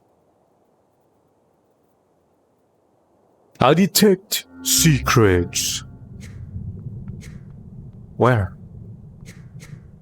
Where? Where? I don't see it. Where? Oh. Behold, there is a magic atom hidden in the dirt. Very cool.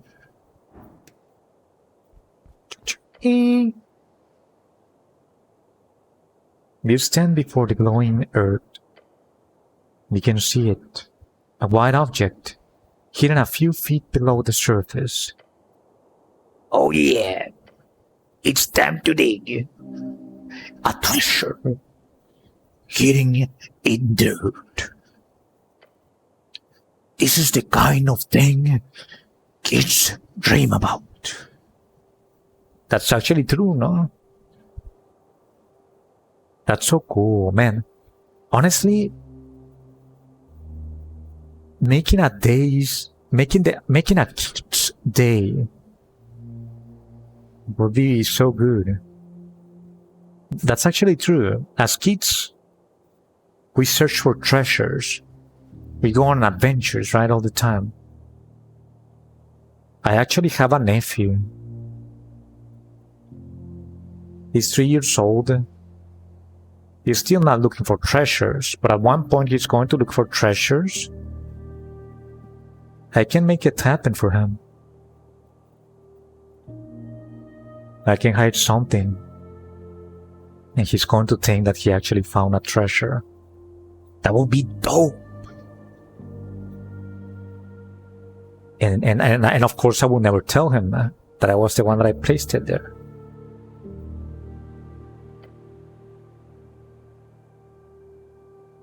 Right beneath the pretty flower garden.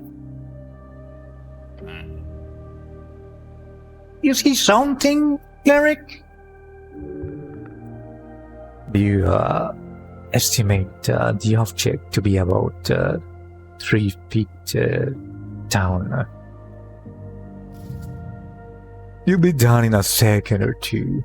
Go for it. 3 words. Magic items are important for wizards like you.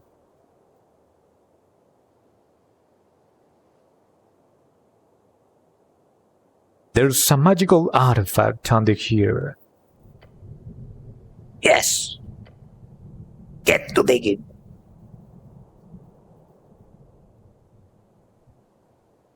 I want to dig here, Snow.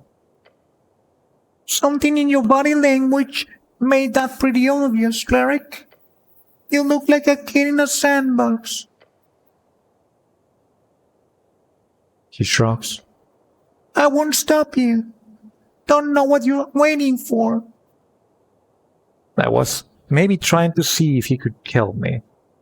Because digging a hole up is so hard. I'll spend 1 hour digging out the magic atom. No problem. Right. Let's do this. I start digging with my own hands.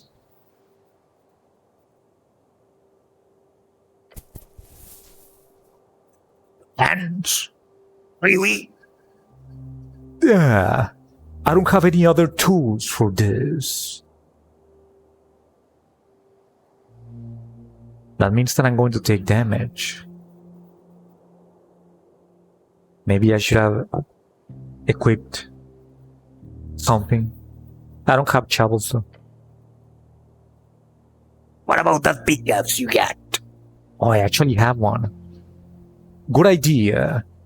And then I start working. So, you just... Alright, I'm gonna run some errands. See you in a bit, I guess. You. Down on your knees, fingers digging into soft earth. You can sense it. Yeah.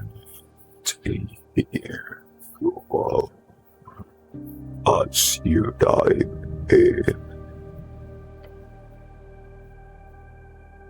Use yourself to the limits, or in search for that glowing thing beneath. Like, keep going. You work the yard until a deep layer of soil has been shuffled aside. Then you feel it. Something below. Something hard. I pull out the item.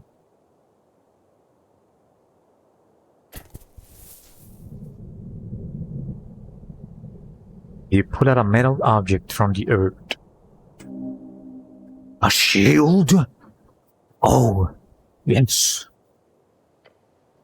This will be extremely useful. There is an esoteric aura around it. It is highly enchanted. Why did this end up in a garden? There must be a deep mystery hidden around it. Nice find.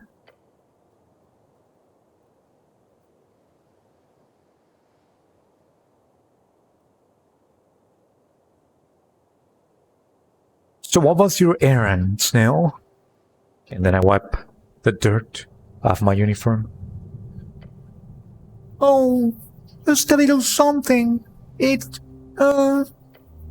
I wanted to make sure the voting cards I delivered the other day actually went out properly. But it's fine. Everything was handled, so it's cool.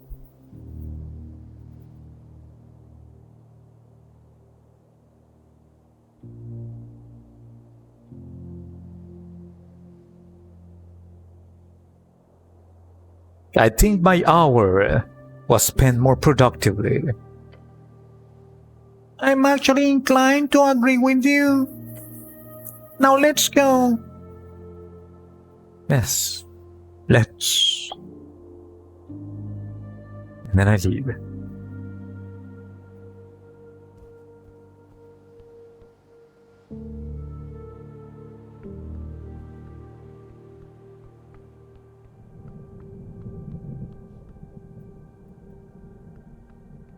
Fine. Oh, let me check the shield.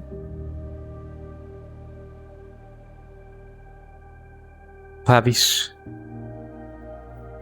Wow, that's a good-looking shield. An esoteric shield from the Coast War. The Arcanists mass-produced these bad boys, and every legionnaire was equipped with this, along with 100 other magic items.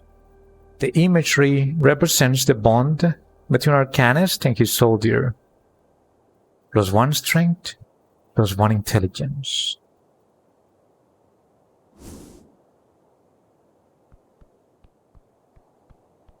Fine, let's go to the tower now and we're going to rest.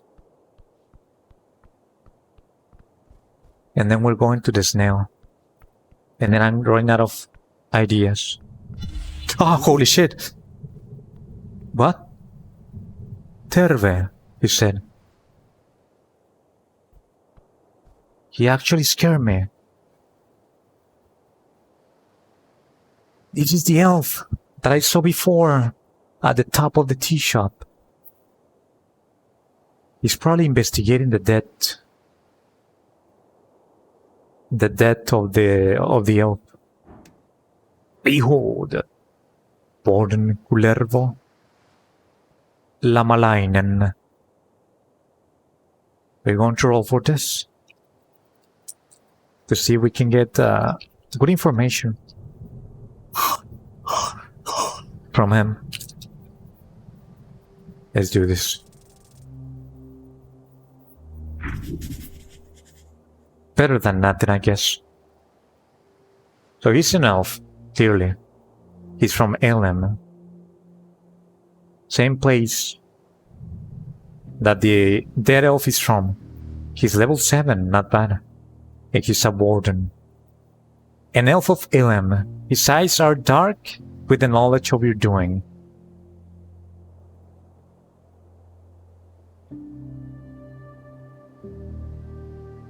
Knows what I did? What did I do? Maybe he knows more, like maybe he knows my previous life? We'll see. You feel a threat.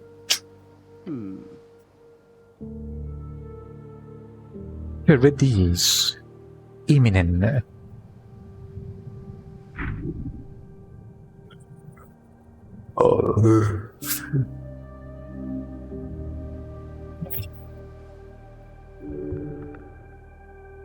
And esoteric or elven magic.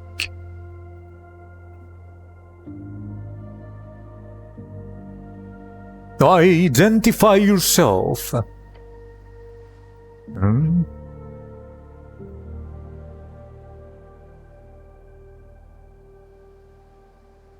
I actually don't have comprehend languages.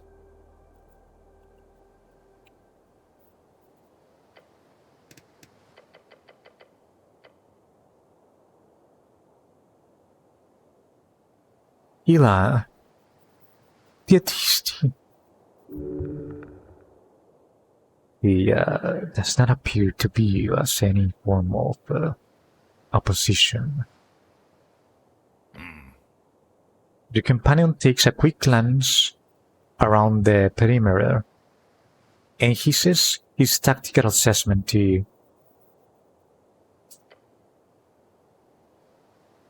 I don't see anyone else.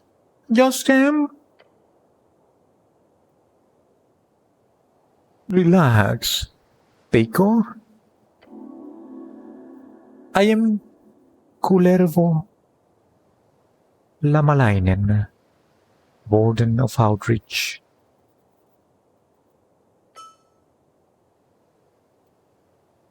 You are the cleric to whom I owe an apology.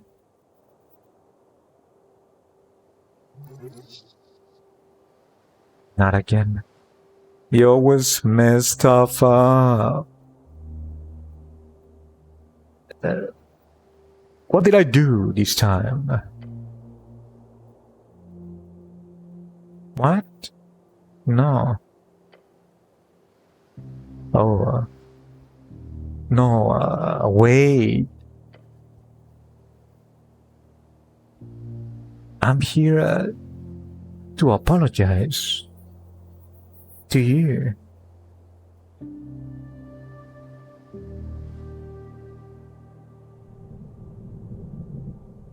Oh, why?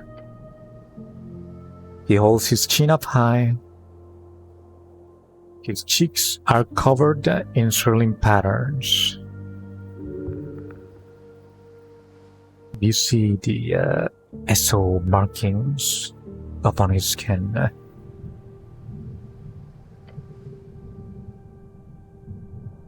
It appears some of Elen's issues have spread into your fine city.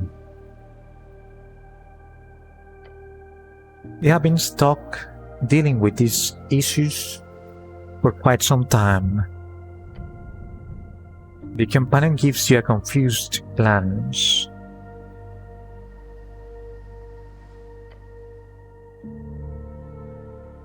On behalf of the mentor, I sincerely express our regret.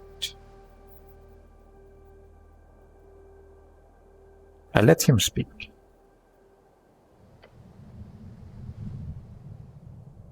Para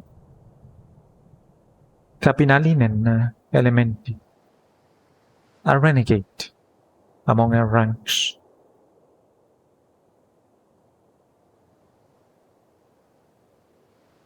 I let him speak, right? If he's speaking, let him speak. I don't want him to change what he's about to say because of what I'm telling him. Know what I mean? A certain member of the court who I'm sorry, I can never quite seem to get that right. Is it who ended up betraying us, or whom ended up betraying us?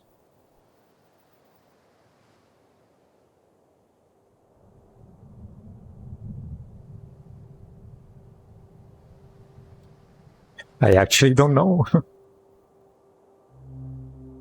I turned to my companion. Do you know? It's her. Now get on with it. Her name was Pinja Athena. She surprised us all. I apologize on her behalf for causing this trouble.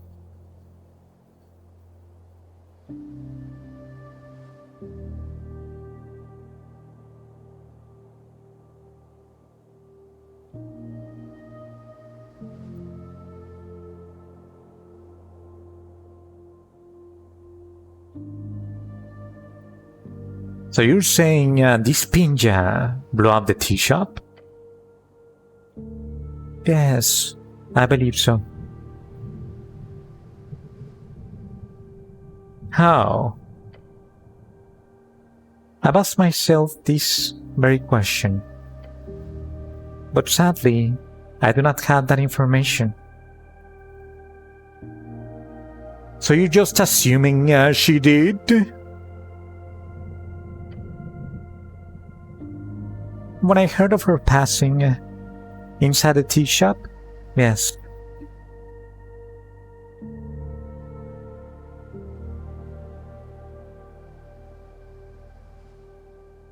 Why talk to me here like this?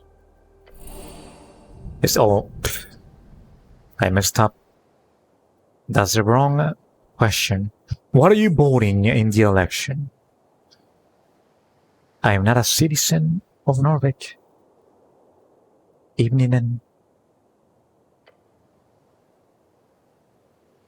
The democratic experiment is yours to handle on your own.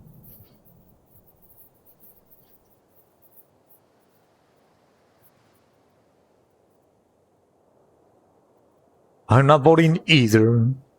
I would also not partake in this experiment. Very well. Best of luck. They campaign tirelessly for a political agenda. He really does not care about you or the city.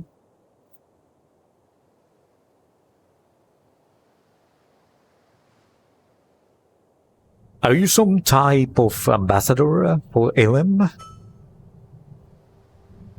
He gives you a smile.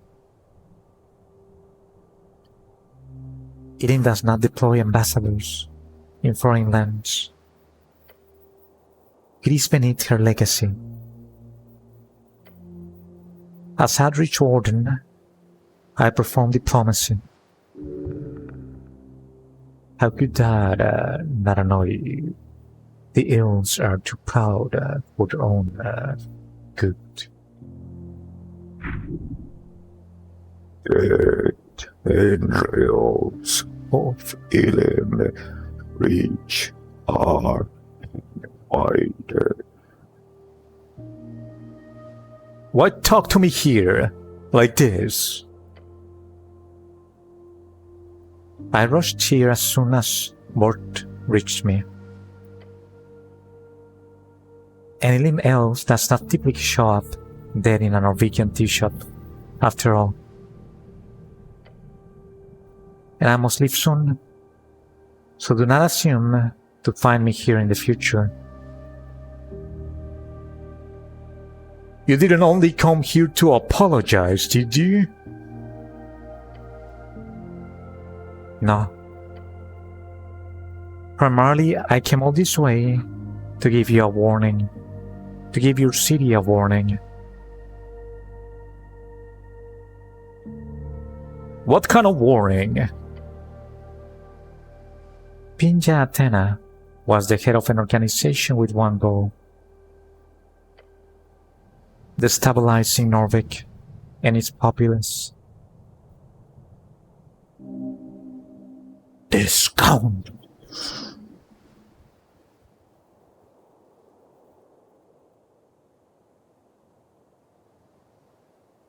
I just listened. It's a shouty organization, so I don't know much.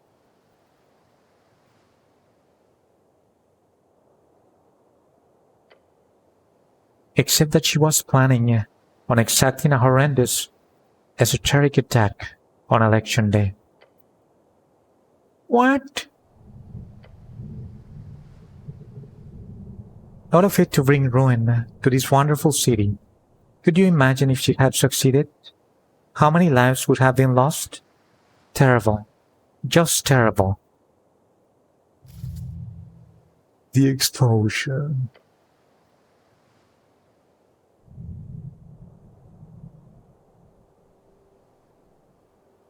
I'm assuming the explosion occurred earlier than she anticipated. To our fortune. To all our fortunes. He is lying through his sharp teeth.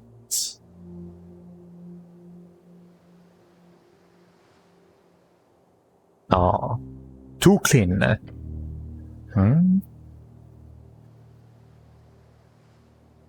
This doesn't add up.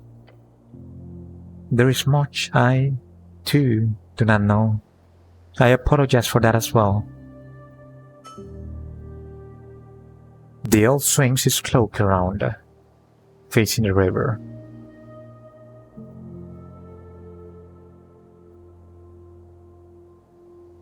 Now, I'm afraid I don't have much time.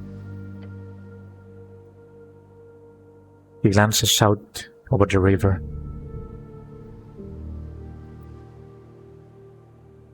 Wait, so who blew up the tea shop?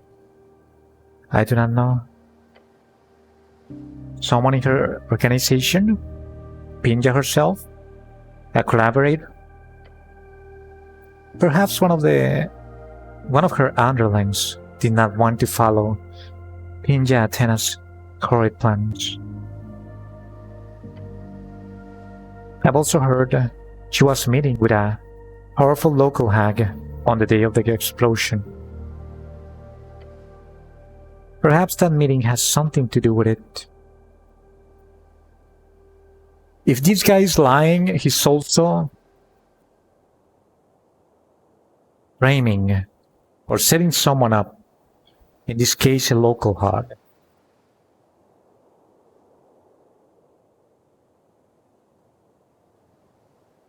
I haven't found that hag, by the way.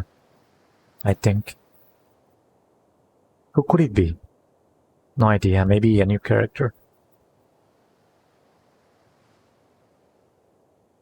Why should I believe anything you tell me? Give me a salute, he says and gives you a smile.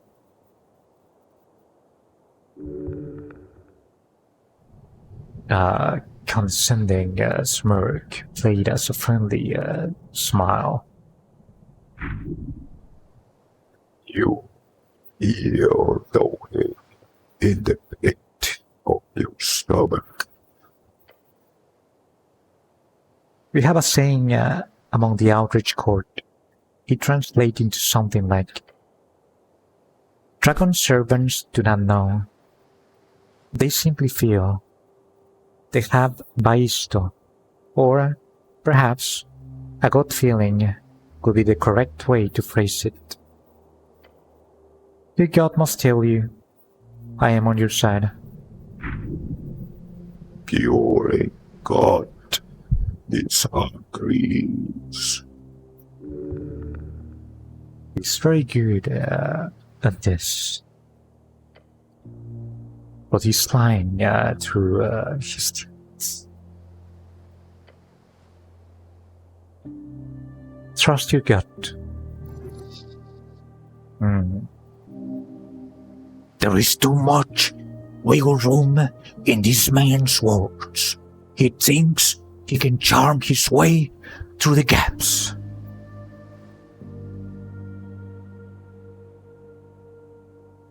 You're not going anywhere. I'm taking you to the dungeons.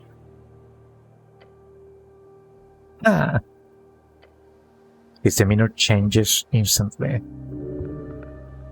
He's openly hostile now. You thought that was funny? You were trying to be scary. They amuse me. Imminent. I will take my leave now. We're not leaving this city before I have some answers. And I start an encounter. It's been time.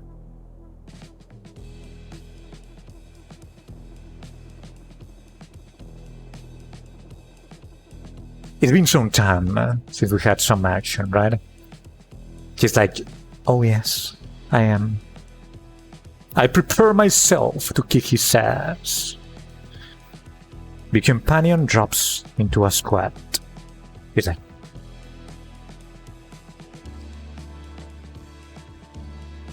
you know, you choose to die, Imminent? Time to act. Let's act. Let's roll the initiative. Hopefully, I'm going to be the first one.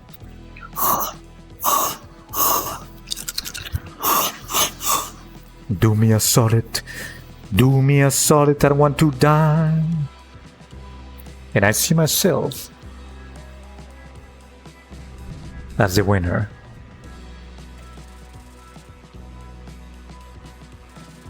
Not bad. Okay, never mind. Round 1. The elf watches you carefully, actively. He's planning. Elves are stronger than they look. Beware. Enough thinking. Start acting.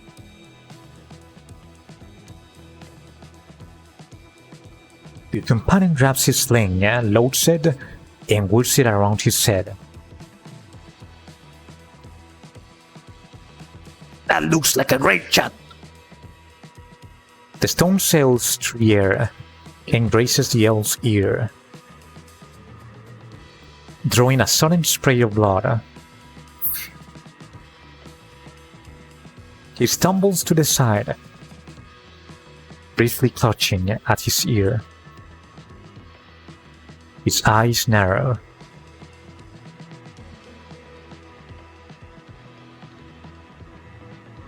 The elf pulls a leaf from his sleeve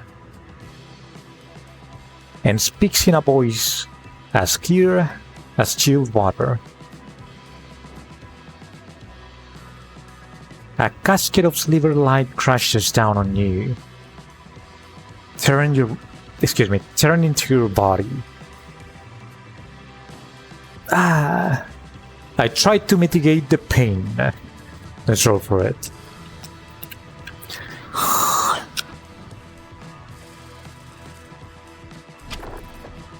Ah.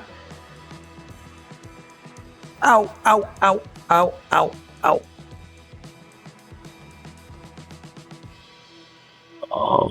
Ow, ow, you can't. Ow. Minus 10 HP. Interesting. Hide and choose through your body. There is a magic glint in the elf's eye as you try to check out the injury. Manic, not magic.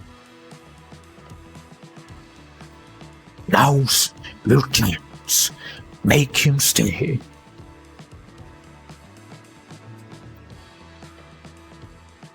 He's pretty far away. If you get closer to him, grabbing him will be a lot easier. He is actively casting a spell to kill you. So intimidating him at this point might be tough.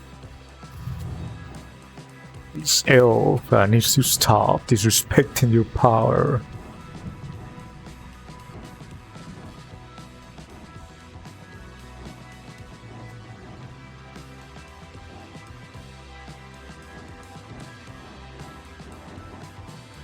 I'll try to intimidate him.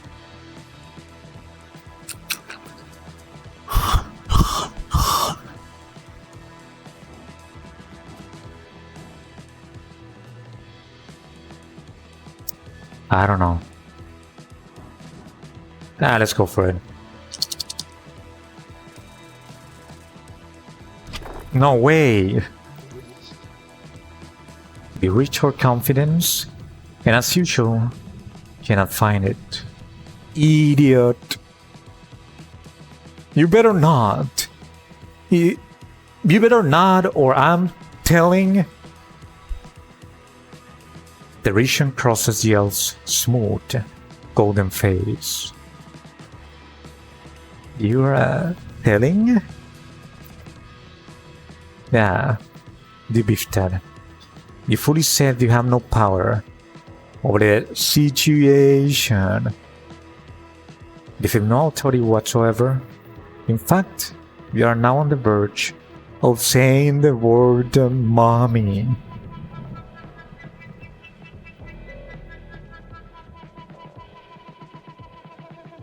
I find my confidence and say it. I'm telling mommy. Why? Yeah, daddy. Why didn't you just start with that tone of voice? You always screw things up. The elf is, unsurprisingly, not intimidated. If anything, he's emboldened. Round 2. This is a serious fight. 5. Dead. Your companion is reaching for more ammunition.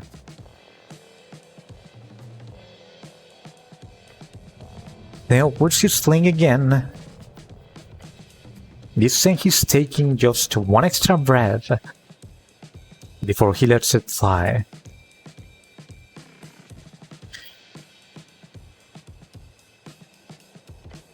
And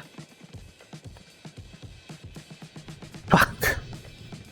The stone connects with the elf's arm, knocking his elbow loose and then it's like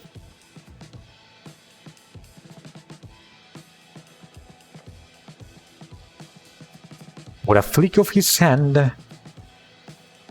and a mumbled word, Dasarasa, he adjusts the position of the sharing light.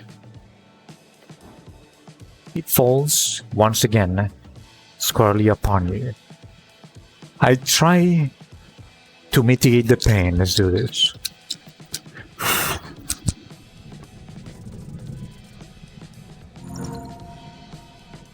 Nice. You grit your teeth and turn your shoulder into the light. Minus 6 HP. The pain lances through your palm. It's bad.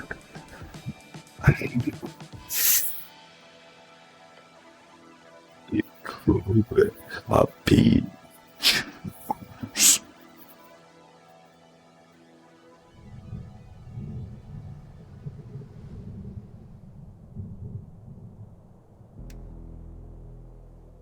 A prayer of healing. Appreciate it, cleric.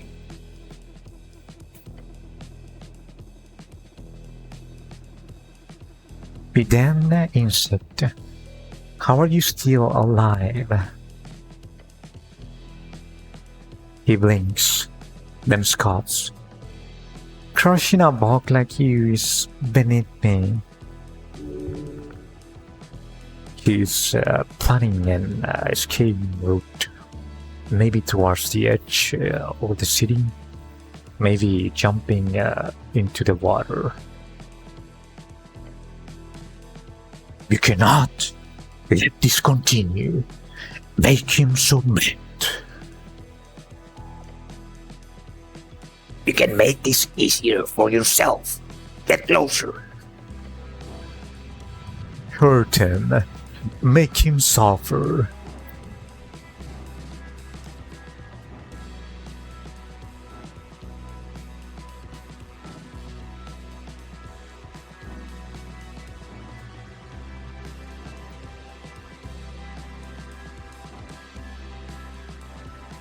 I'll grapple him.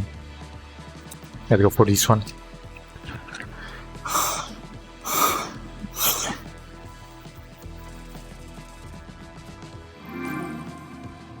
Nice! You leap the remaining distance between you and the elf in one round and instantly grab him by the throat.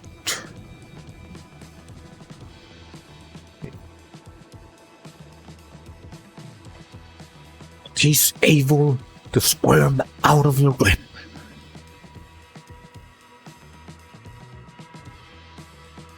Oh, no. You don't. I push him down. He starts to fall backwards, but his foot hooks yours, and you fall to Goat Anton.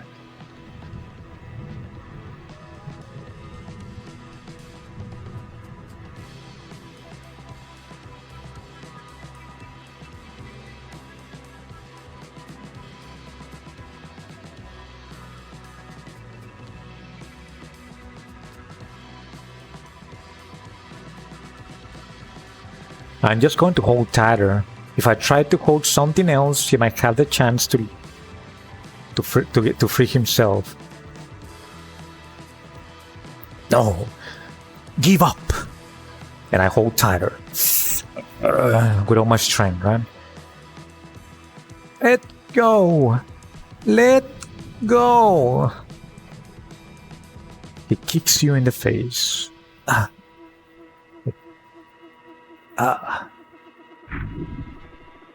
You eat eggs like that for breakfast.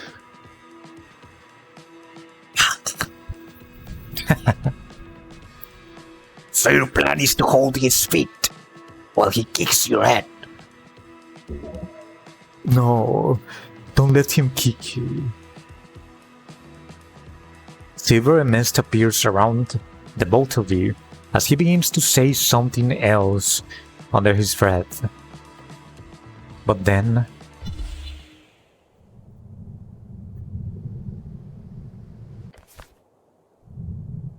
they slip off his feet And I got them, the boots of Elvenkind. But I'm most likely, however, going to lose him, right? He's going to get away. Only mist remains where the elf was as you collapse on the ground with his boots. So defeated, right? And humiliated. You glance around and spot the trail of his cloak. He's teleported across the gap and is scampering away with his bare feet hitting the ground.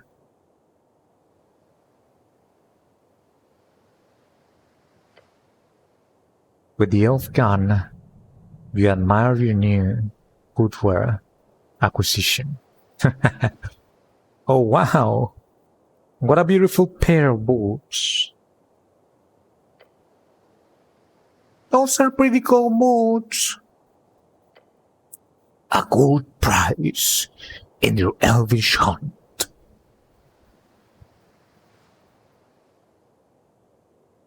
Thank you. I invented boots, you know? The goblin, dazed from the fight, stares at you and laughs. Okay, sure, Derek. They invented boots. That will do. The goblin looks out over the moonlit river. Phew.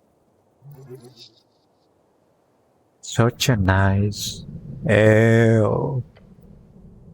Whatever he's doing is clearly to avert blame from himself onto the dead elf.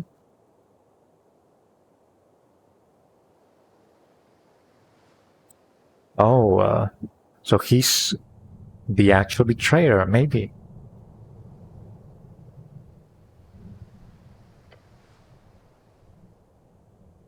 Who knows? Why did this elf come talk to you? He could have spoken with anyone in the city. So strange. I need to sleep.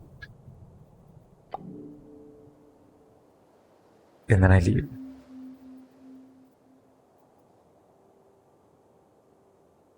What's going on with my character?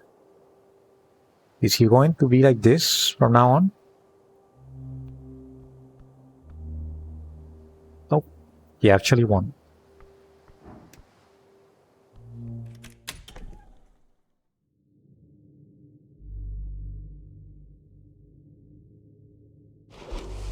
Let me take a look at the boots. Boots of Elvenkind. These magical and esoterically light boots feel like a second skin when you put them on. On the inner rim, there's stitched lettering, which you do not understand. Imperiumi tune, meotatuntua, mukaisia kotan, ala luota heigen. +3 dexterity, and it increases your movement speed. That's not bad, I guess. Movement speed.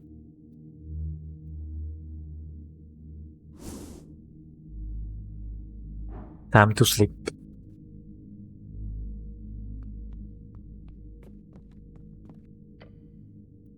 And we'll pay a lot of attention to the recount of the day, right?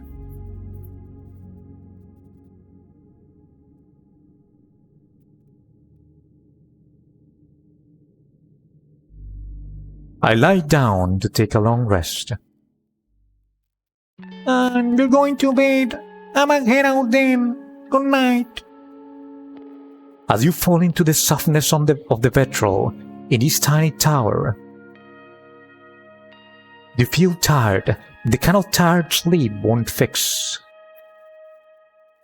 Finally, you start witness Meredith Moonwatch. He told you about his sighting of this invisible smoking man. Someone who has managed to enter the Pillar of Joy. You know you must follow. It's time to finish the job. Will you be able to complete this quest of yours? That is where you will find your answers. Answers within strengths. The election day was not mentioned at all. There are still like 2 days to go.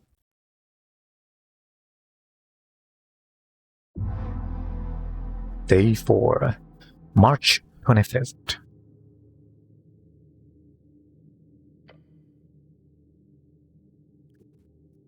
Days remaining. It is actually only 1 day remaining. You should be embarrassed to get it wrong like that.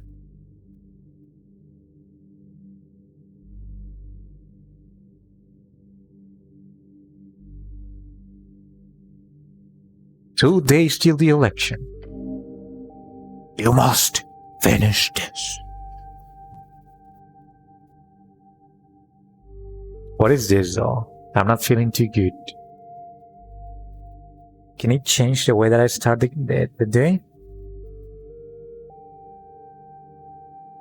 Okay, I'm starting to get used to this tower. Home. A real man needs nothing more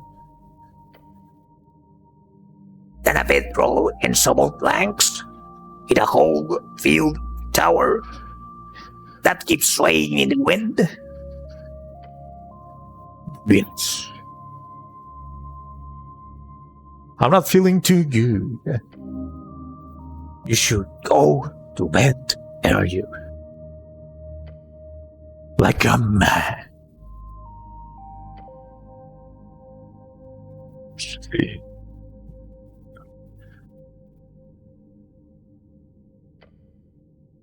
Perhaps tomorrow. Start my day.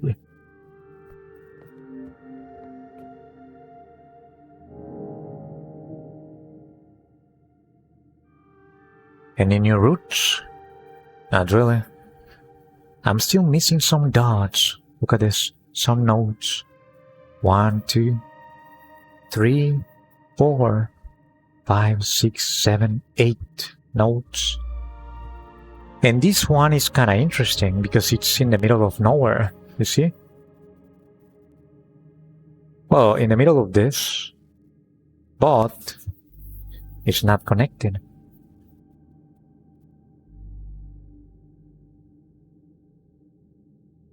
Maybe the lines... Oh, actually never mind this. The lines only connected when you uncover them, when you discover them.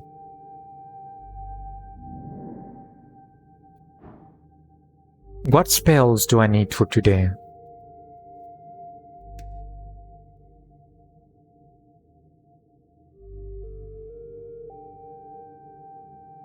I think that these are the best ones.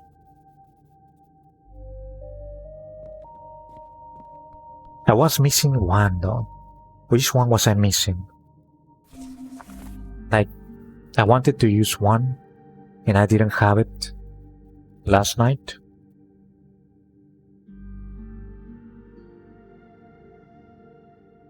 I think that's it.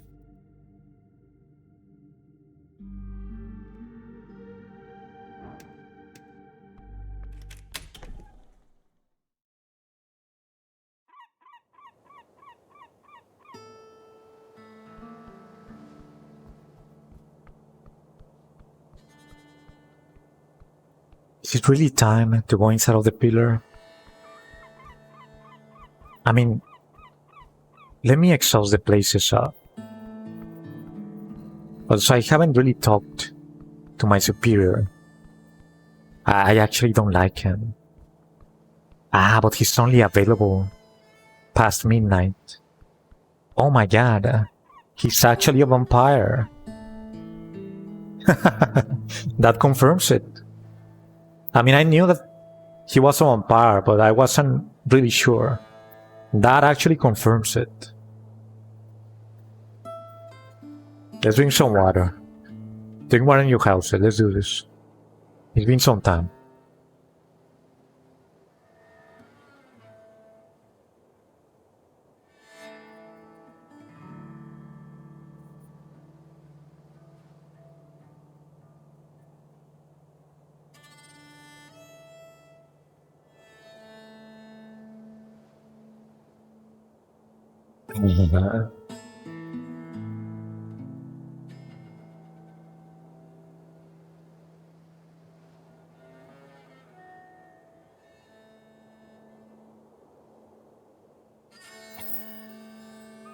The delicious water. The elixir of life.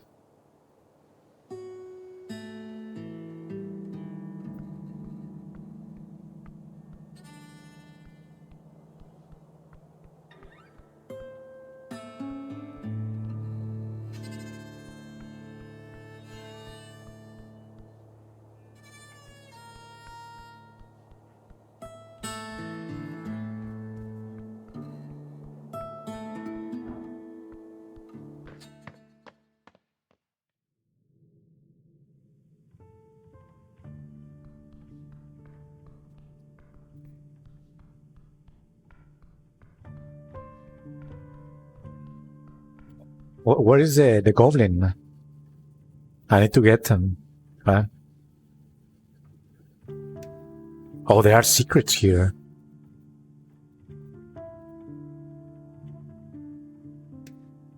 I won't be using it, not yet.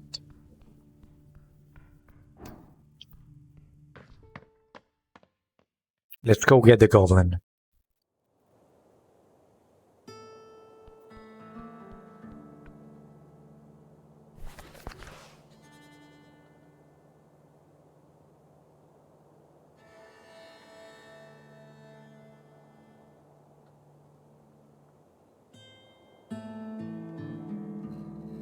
I need to go to Pillar Crossing.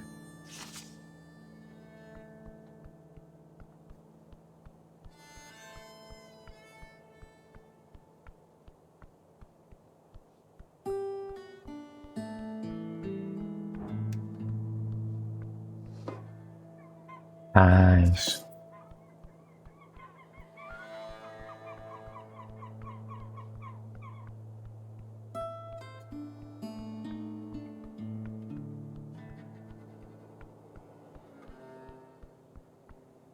Let's see if they have new bodies at the Leech House.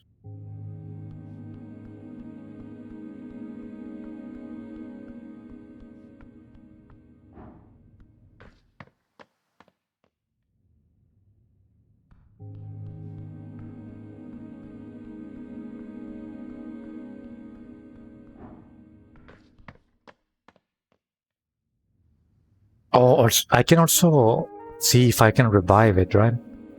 Oh, you see? She's gone.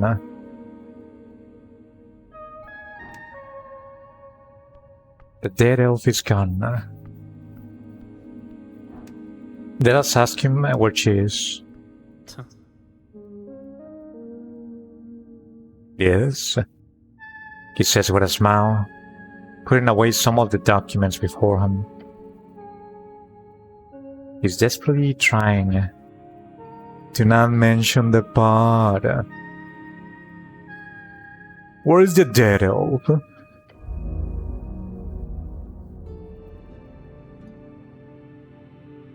Gone. I'm afraid. A door hug. Embarrassing. But unfortunately, there's not much to be done. Someone wanted that corpse, and they had the resources to acquire it.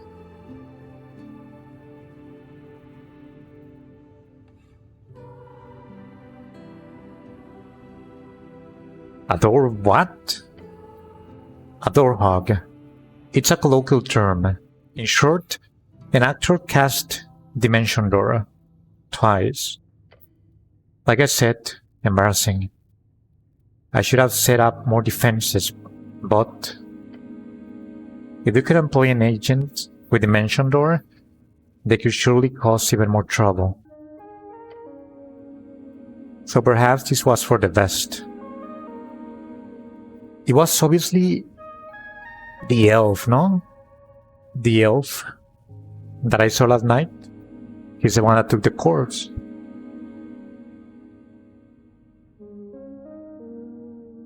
Why did this happen?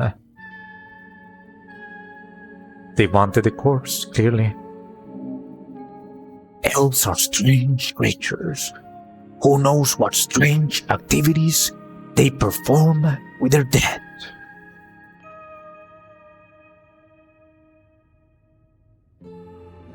Must be the elves.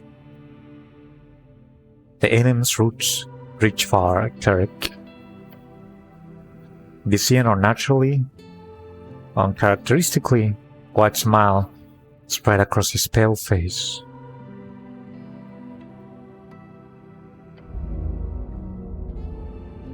Things are getting interesting.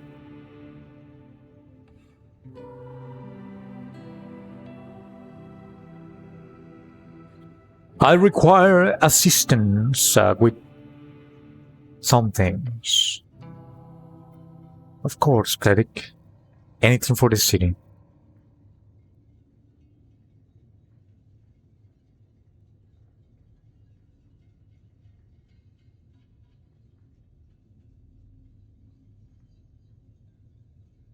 You called me cleric.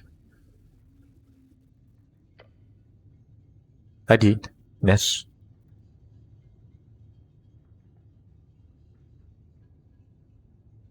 I am the cleric.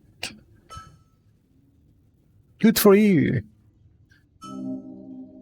Being a cleric courses to your decisions like second nature. Your purpose is here. You serve the city as a cleric of the river.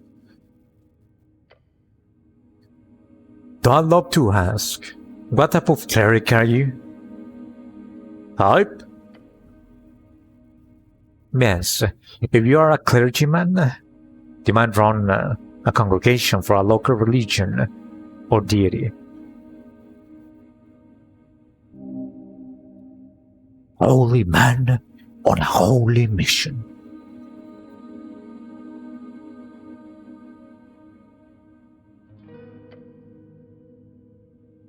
Then there are clerics of the bureaucratic variety, city officials speaking for the religious state.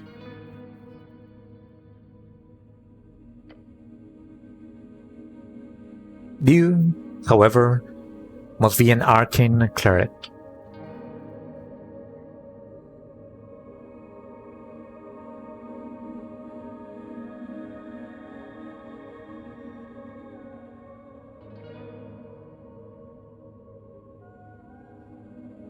No. Actually, it might be on my best interest, right? Saying that I am a cleric to get more experience. You are correct. I am an arcane cleric. I feared as much when I saw your spell book. Or do you call it a prayer book? Either way, you clearly play George strings as much as you channel this divinity.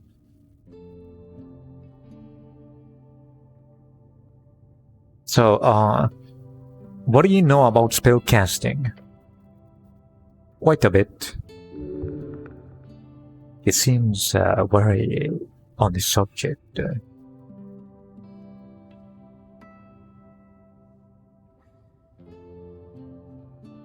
Actually, there was someone that was going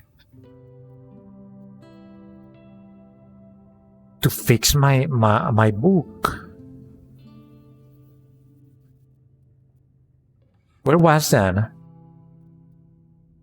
Who was going to fix it?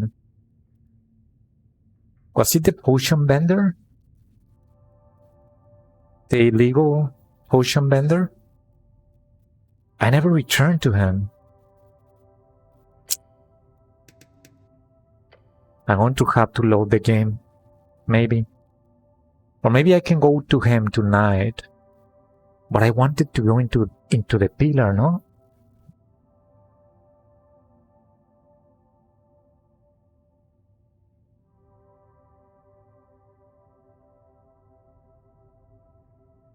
That's all I have to ask about spell casting. Very well.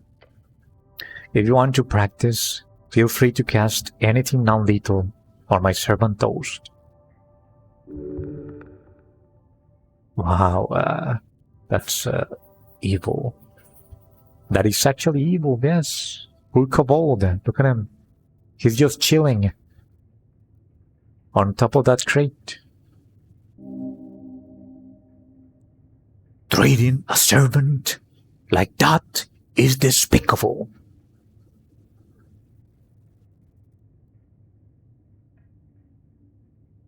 Can I try casting on you instead? He stares at you. Waste of a spell slot, I'm afraid. You believe him. He does not wish to elaborate further. Then sure. That's all the help I need. Thanks. Great. Anything else you wanted to ask? Thank you. Bye. And then I leave. Right.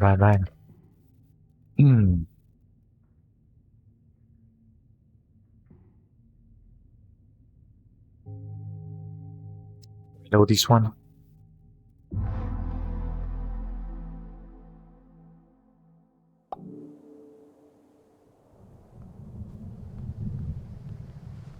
So I finished that fight.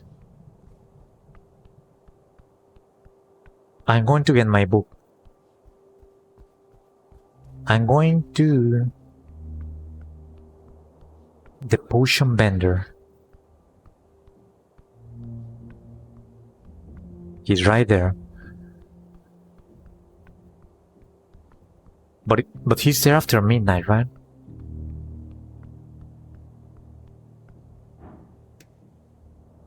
Yes, after midnight. I need to make some time. I can rest for 1 hour. Let's see. Yeah, it's a short rest.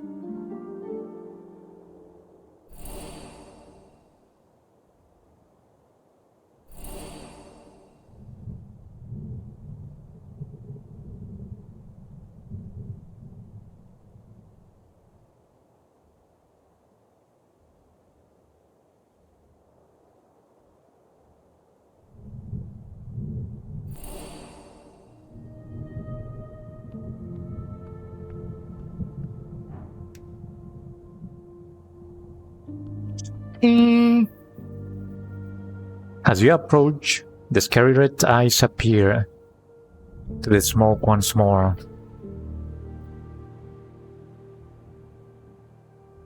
You again? What you want?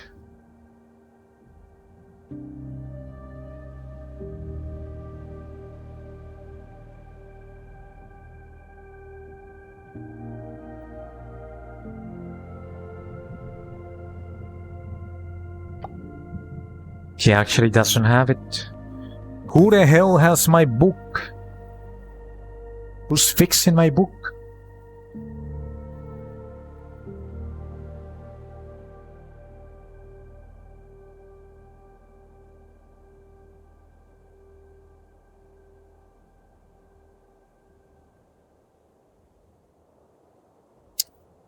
I think that it's someone. I know their location. I actually do.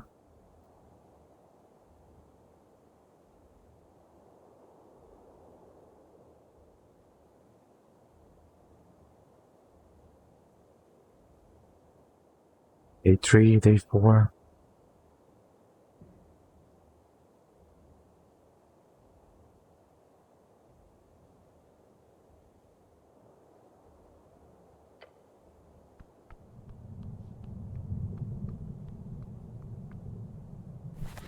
Okay. Let me search for them. That pillar crossing. No. There are water in view. I think.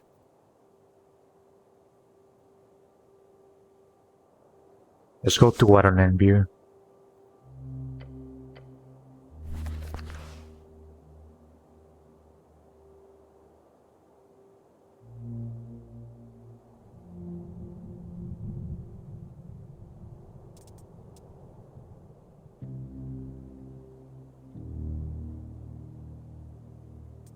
With the roller mill. Okay.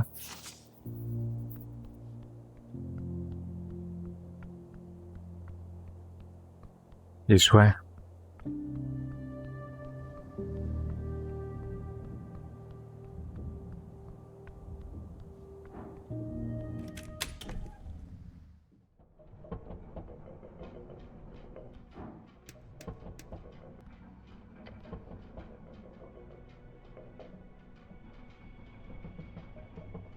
We approach the ladder once more. Hello. Wait. This time should be easier. I climb the ladder again.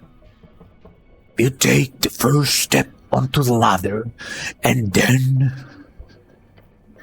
you are at the bottom of the ladder.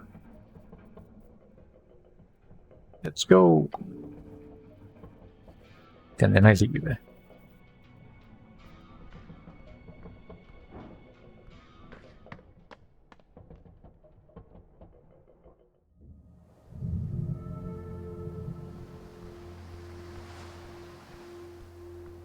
Can I speak with this animal?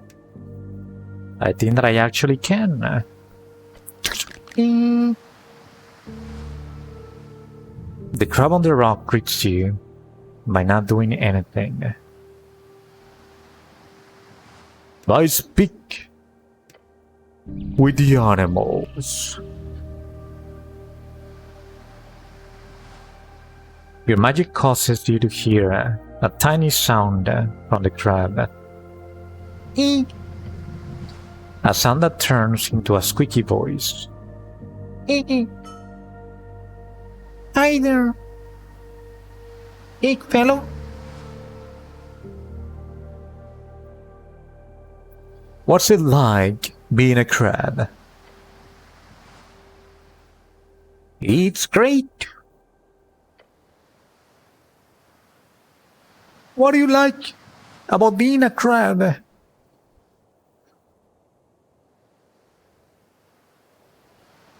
It's great. And I snip with my hands. He snips his pincers as well. Happy crab. What's your name? I'm Divinity. Cool name. Thanks. Do you have any information for me? Oh yes, I do. Did you know that there's An abundance of worms on the riverbank this time of year? There always is. It's causing me to gain a few pounds. The ladies will love it. That's it for now. An instant later, the crab's voice disappears.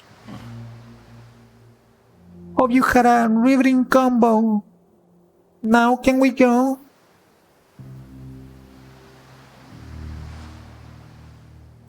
Why can't I use it again?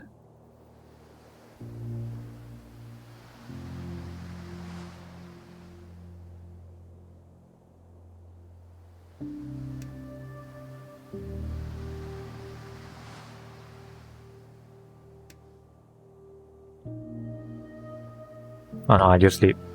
Citizen. And then I leave. Ah, what a waste of spell, no?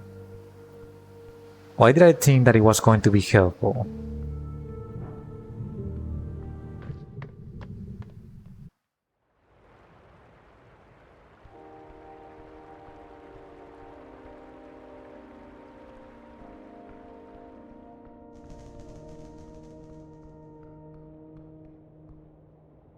Ah, did you see Romulus?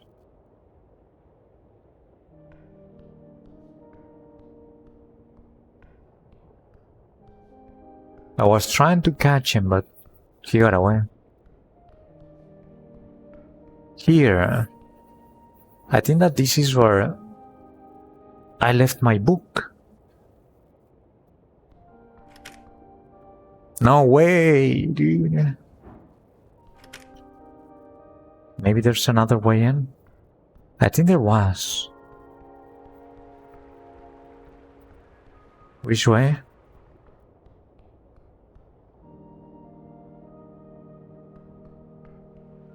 This way, no? Oh. Are you seeing this?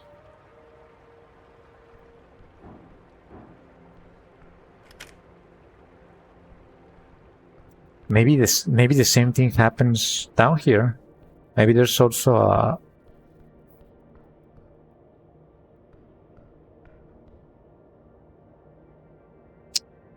a window.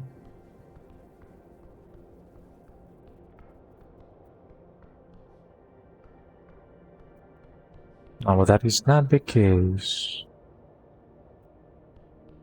But still, let us try to enter the other place up. Right here. Behold, that window looks openable. You take a few steps away from top entrance to find yourself positioned before one of the windows. It's dark inside.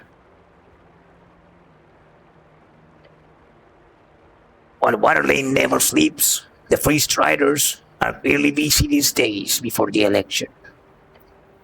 The HQ building looks dead empty. It's ballsy, Snell says and peers through the dark window. but I think it could work. Just gotta get it open.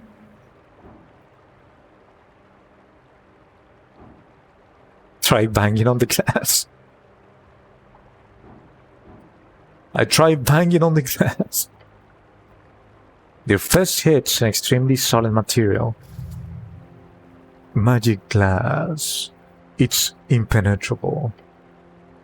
Yeah, that's not gonna break. At least, there's no arcane lock. Oh my god, I just noticed this. I can finally use it.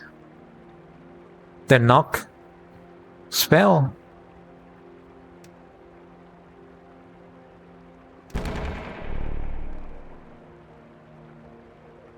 A few words and a hand placed upon the glass. Then the moving noise echoes out the rocky ceiling of Waterlane.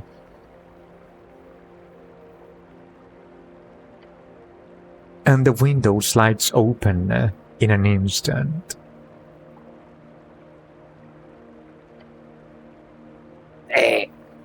No one probably figures that the sudden appearance of the iconic knock sound means that someone is trying to break in. Don't worry about it. Time to enjoy the spoils. Nicely done. And if we run into anyone inside, remember, you're a cleric on a mission, not a burglar.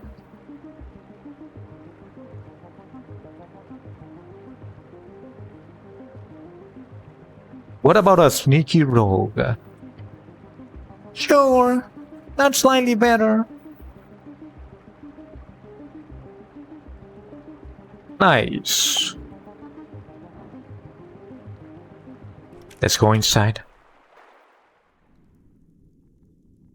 Then it's time to steal this place up.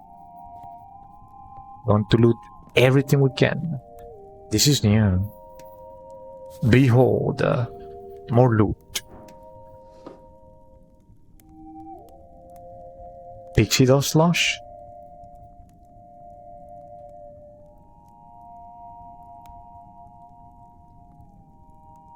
I'm running for this.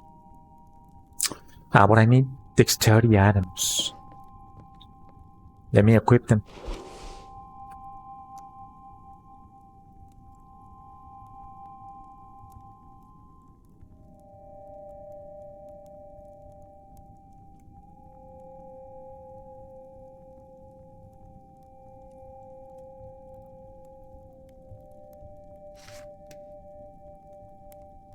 That one is good. This is one. I mean, this is good. Even this, but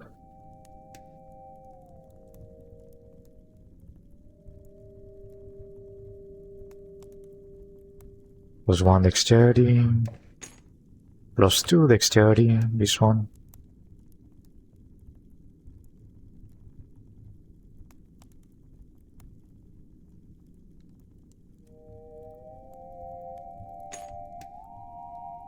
Going for that. Oh my god. This one is crazy. Okay, a weapon here.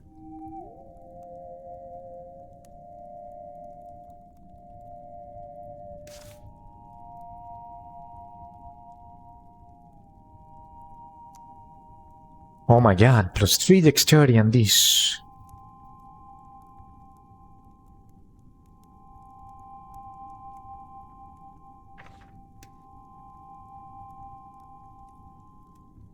That works, that works. What else? Something to replace this, no?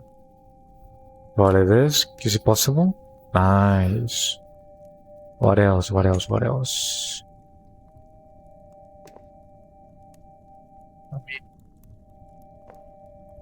The bow is better.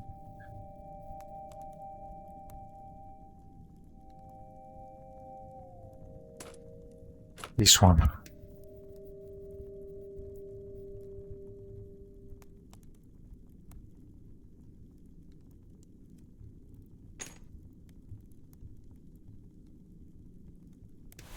Is that it? Probably. That might be the best combination that I have right now. Yeah, let's go for that.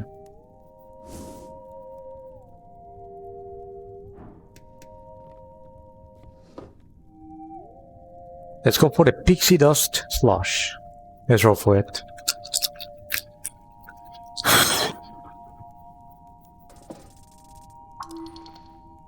Oh, I killed it. 25. That's so good. Pixie dust slush. Popular in reach. A glittering mess. Ready to get your reflexes up to snuff. Grants a minor dexterity increase for a week.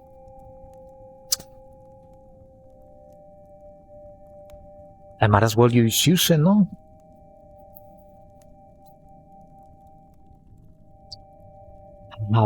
But it doesn't really matter. Why? Because there's no one here that can prevent me from taking everything.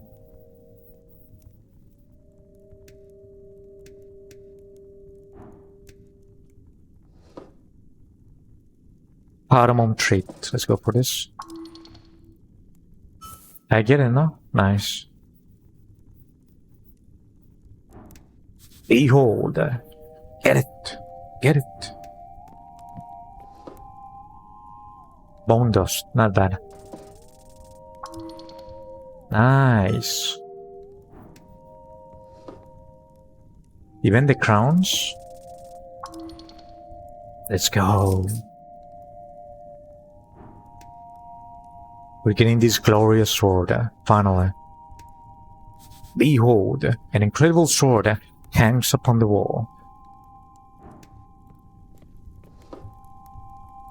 Its name is Kattegat. It's a difficult one to get. I need more than 19. Let's go for it. I missed.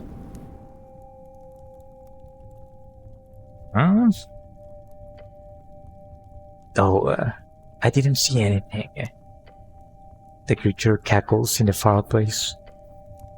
But seriously, be a little less obvious. Look, you gotta be a bit more cool about this.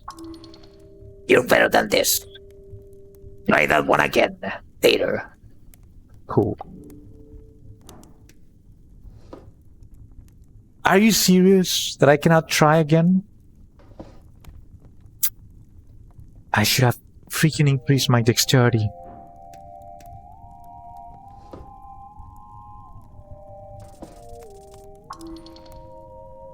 Oh my god, these poor people are getting everything. They deserve it. Screw the free striders, right?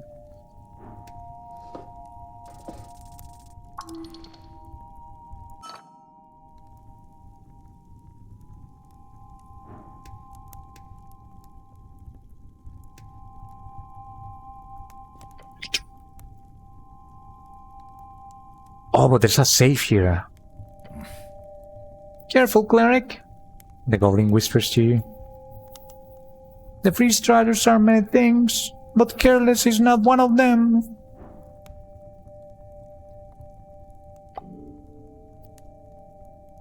Fine, I will increase my dexterity. Let us see this. Where is it? Pixie dust slush. Let's go for it.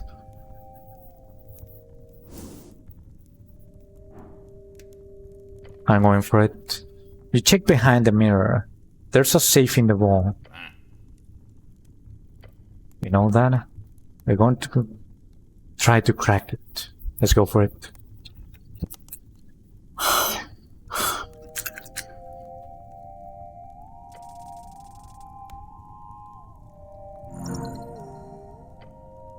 Nice.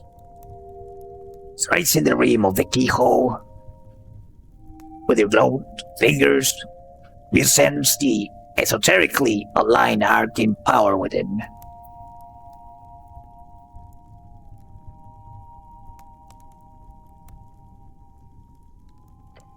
It sends tingles up your entire arm. You bring out the lockpick, using it to explore the mechanism inside. Being careful not to trigger the magical barrier inside, you realize by exploring that the rim inside has a dead zone. A tiny gap on the spell, enchantment of some kind, does not reach. I press against that tab while fiddling with the mechanism.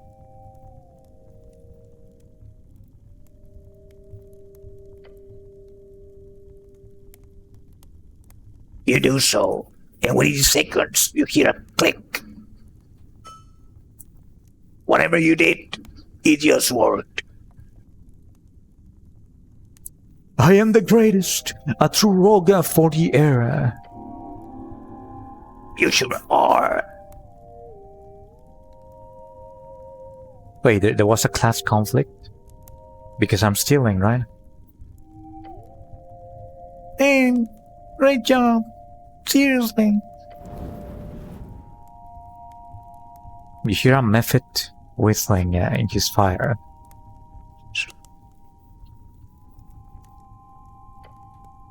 I ain't seen nothing here.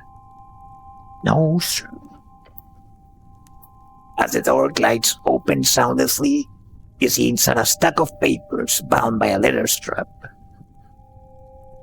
I grab the orange ledger. As you do, you realize how light it is. Is this just one paper, too? We look over the text real quick. It's easy enough to understand what it means. The contract is between the Scani Ridge Trade Company and the city of Norvik. What's taking so long? What's taking so long?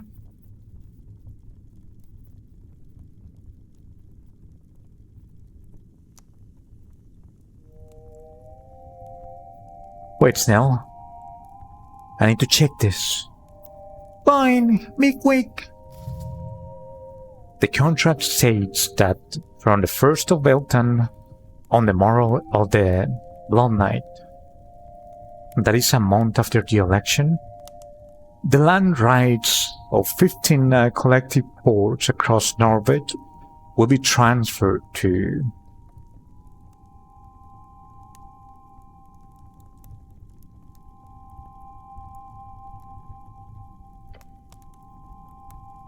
a bunch of company names you've never heard of. Then there's The signature of those businesses. They're all magistrates.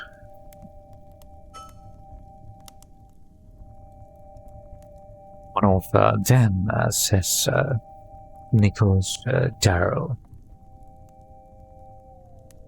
The city is selling off every port in the city? They're doing what? He scans the pages.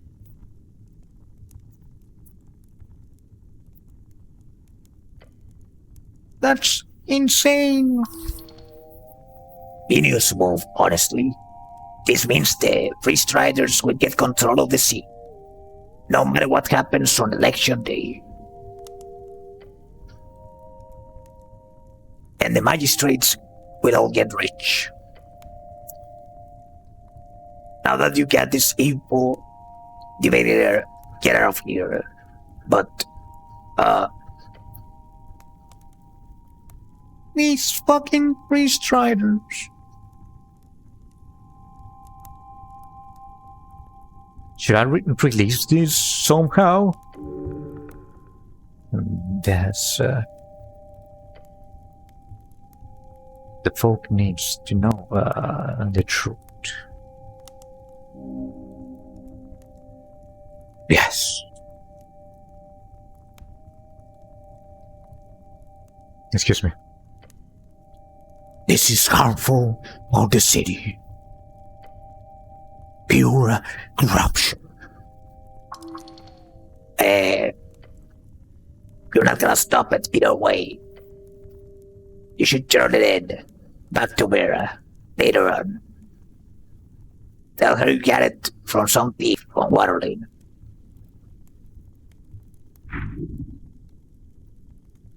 Democracy in your trust in heads in bodies. What should I do with this, Snell? I honestly have no idea. All I know is that you and me, we are not supposed to see this shit.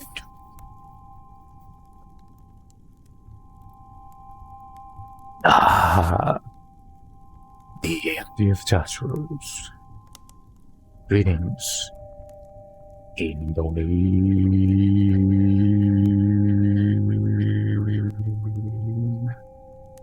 Shut. In the house.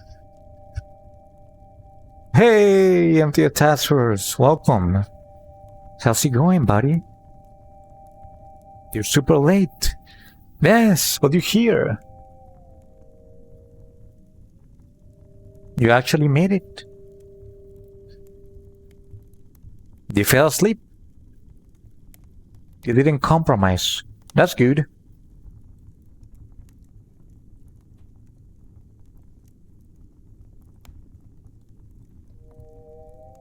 Hey, Hey, let's go. What a great achievement. 30 consecutive streams from FTF Taskers. And you know what? It's also a great achievement for me. That means that I've been streaming for 30 days. I remember that there was a year when I streamed. I think that it was like four streams throughout the entire year.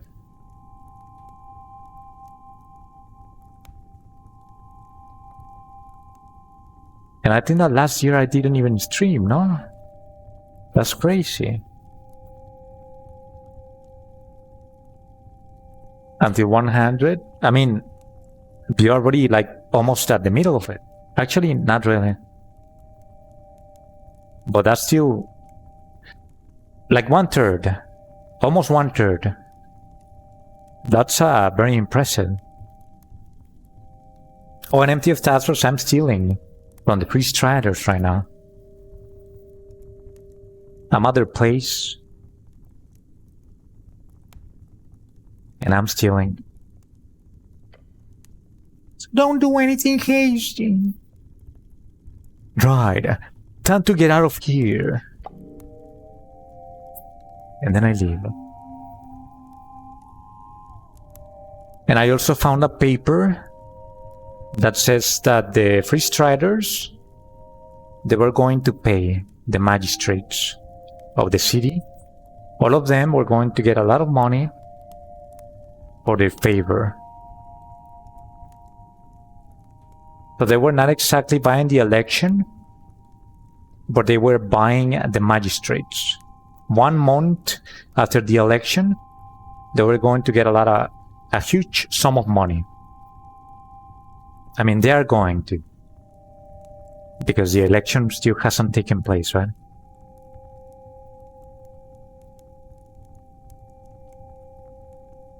A rat came in your home through a hole? Are you talking to me?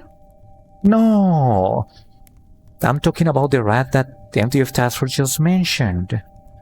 Not you. Oh. Yes. Stupid little rat.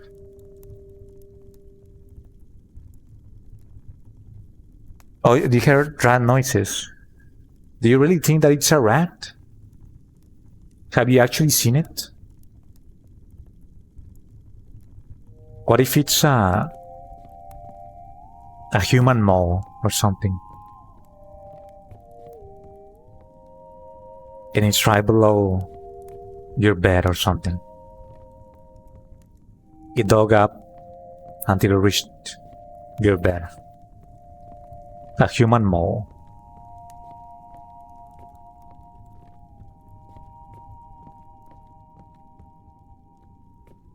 That's all. I think that's all. That's all that I can steal. Oh, they have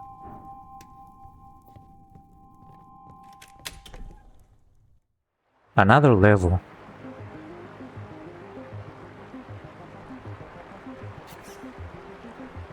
The freaking rat! Did you see it? Maybe I need to get it with the magic hand, no?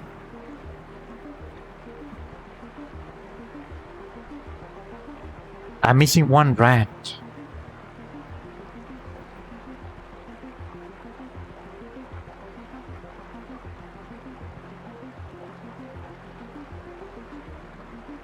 Was anyone here in the chat? No, they weren't. I've been by myself all the time. At least in the chat.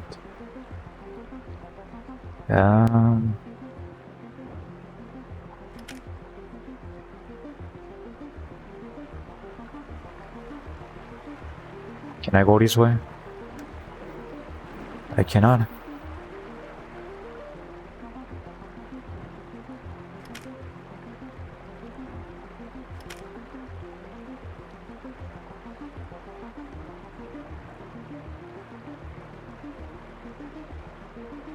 Were there any bots in the chat? Nope. Not even bots. Not even bots. We are reaching the lowest. The lowest engagement today, I suppose. Not even the bots are coming. That's kind of sad. It is. I mean, at the very beginning, I had Serivod. Serivod is always here. But it's my own bot. So I guess that it doesn't count.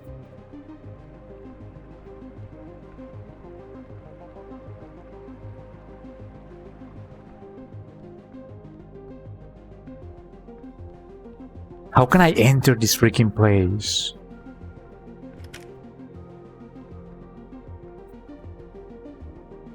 What is the other way to enter that place?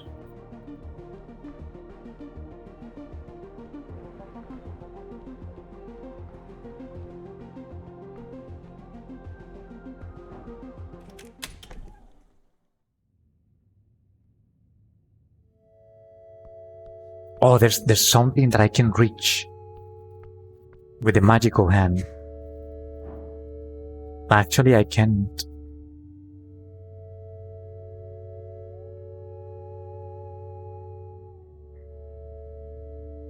What about this? Nice. The mind expansion. And it has... The flask looks like a snail. This might be really good. A common potion known to allow knowledge to stick more easily.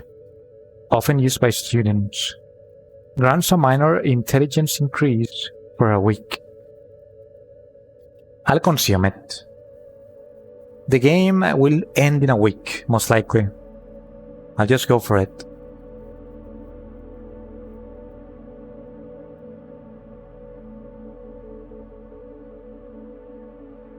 Maybe MTF Taskers. Or maybe they're not available for me. They say that they are, but they're not really.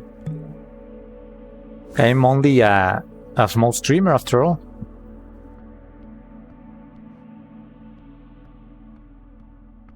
I was reading that yesterday. And it said that it was not available for everyone.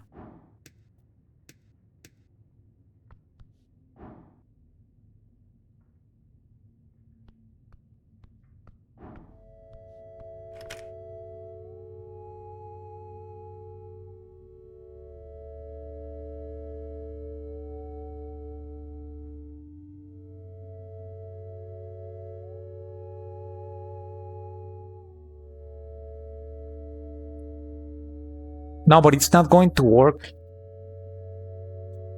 I mean, the one that you have, you would have to start it over. I read that they only work where you get them. So that's very lame. You cannot use them in a different channel. You can only use them where you get them. I don't know, MTF Task Force. I think that it just doesn't work. Why? Because daily I'm always like watching some people, and I haven't gotten one myself. I haven't got them. So don't feel too bad. They might be bugged or something.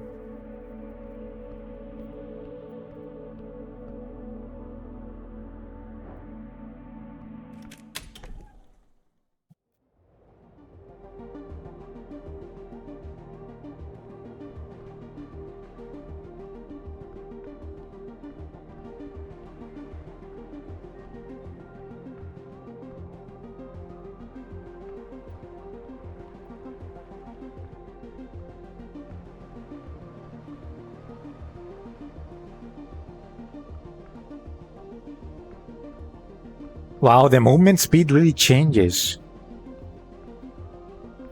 Oh, empty of tasks. I talked to the elf. The one that I saw one day at the top of the tea shop. The one that was wearing yellow. The suspicious one. I was going to bed and the guy stopped me in front of my tower. And he said that he wanted to apologize. He said that the elf that died at the tea shop was the responsible one and things like that. But Wisdom was like saying like, hey, he's full of BS, right? He's full of BS. He's lying. So I ended up like trying to apprehend him. He was like, have a good night, I'm leaving. And I was like, no, you're not going to leave, right? Because I am the law, right? So I fought him. But in the end, he still got away. But I got his shoes. Look at this. His boots. And that is the reason why he got away, because I got them. I was grabbing him by the feet. And then he used a lot of force and ended up slipping away. But I got the boots. But he left.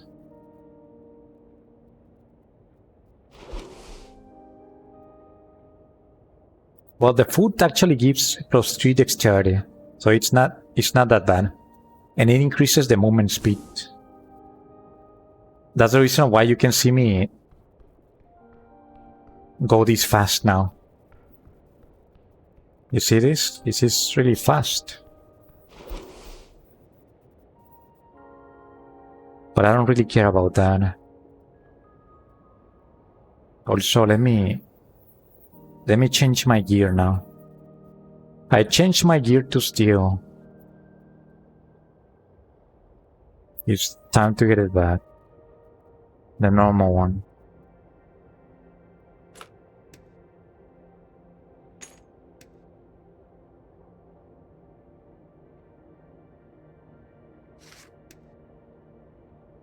And what else? This one. And what boots? Oh, I didn't even have boots here. I had something else. Oh, the watch. And this. Okay, like that.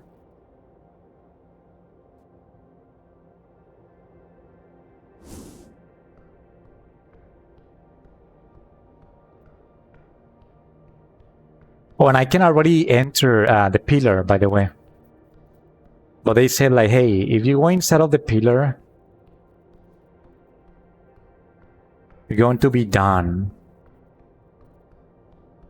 I mean, not done, but done with the rest of the map. So I decided to postpone it a little bit.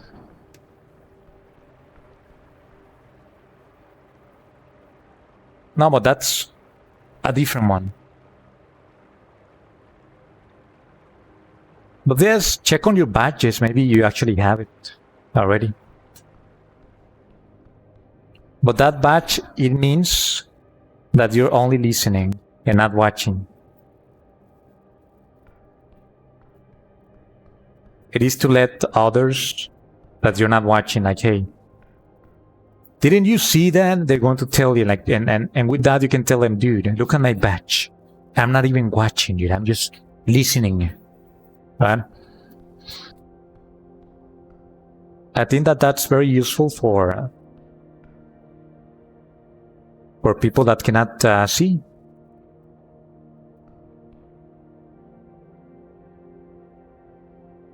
Yes. It is very useful for people that cannot see.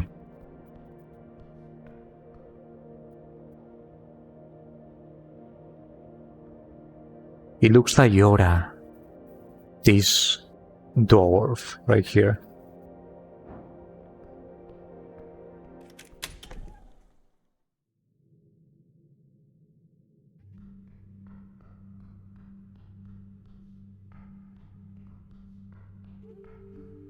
What if I go to the Asgales place?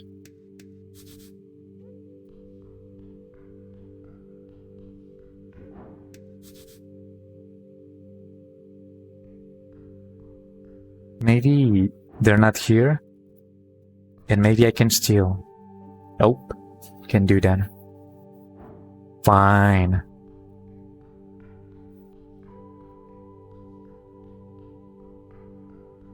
I wanted to see if I could find something useful from them. Something that also makes them the suspects, you know? Also, this is the first time that I see this like this, I think. Let's go inside. Behold! What the hells? Yes, have you seen this? What's going on inside? A beaming light emanates from a hole in the wall. Oh, it's in the wall? Somebody used the wall to teleport. One of the apartment doors has turned into something not so normal. Eric, do not approach that thing. That is some major esoteric bullshit.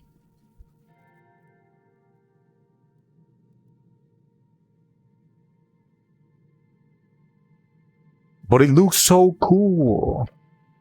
No. I have to investigate it now. It could be a dangerous esoteric pocket. Do not. I touch the door.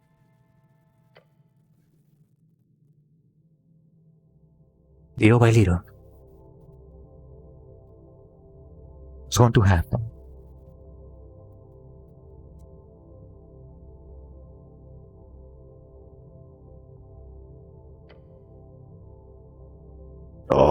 State of radiant energy fills your senses.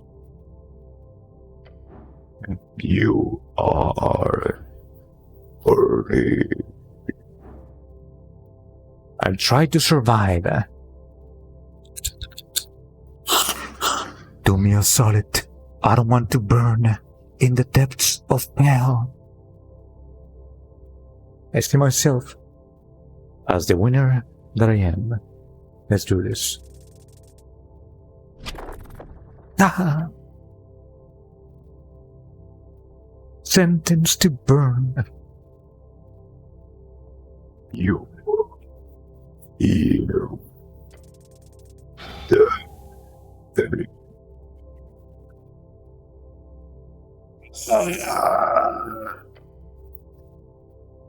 But devastating that fate on your skin. You see its light and a door. I go through the door. You step outside the door closes behind you. Nels just beside you, muttering to himself. I don't want to go. It's not good. It's not a good idea. He shakes his head, then looks around. What happened?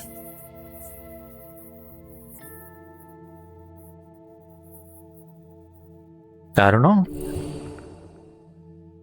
The door behind you is now normal. It must have been a temporary esoteric pocket of some kind.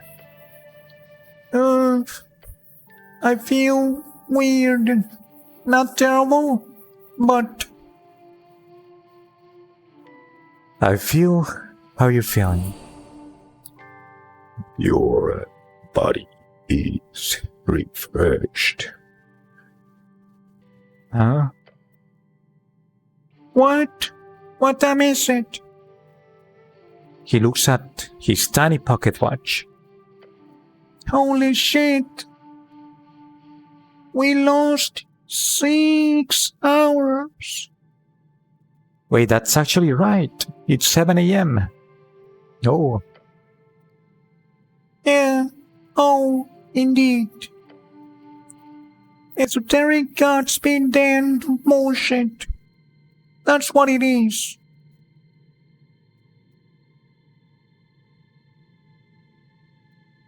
you got 50k channel points? Let's go. And you're aiming for 100k. At one point you had them before.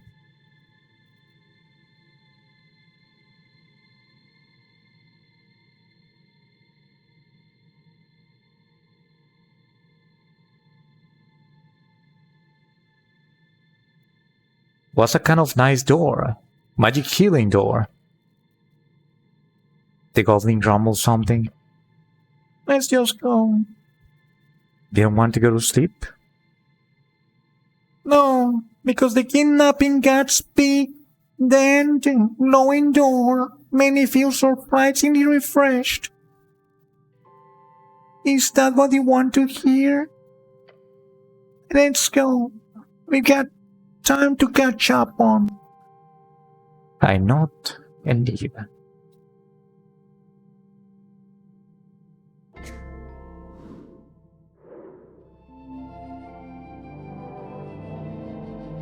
Dawn of day 4.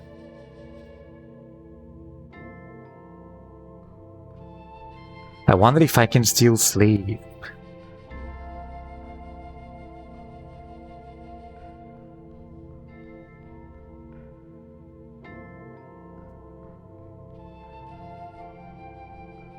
Yes, we had them until we lost them all.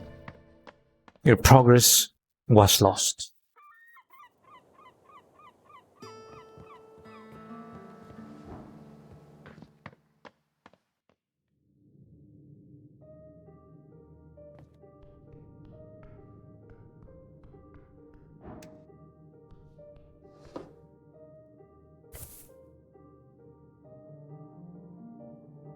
Did you just reap those mushrooms out of a pot?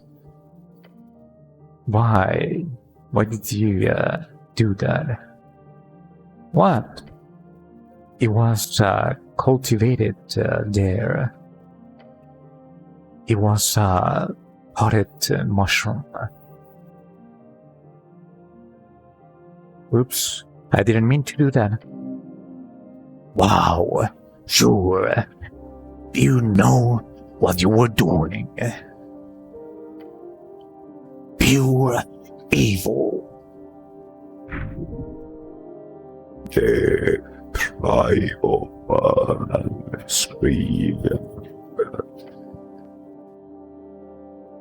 Someone worked hard cultivating those. And now you just taken them. Can I put them back? No, we have to live with it. I guess so. And then I leave.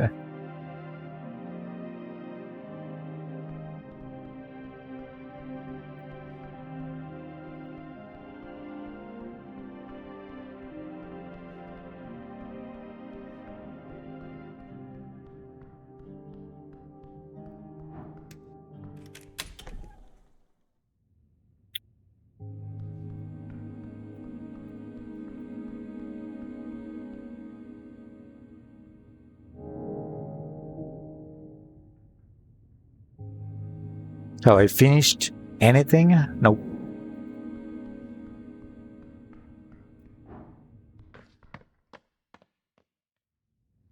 I'll try to sleep. I don't think that I'll be able to sleep. Something tells me that That freaking door ruined my night. It's already 7 a.m.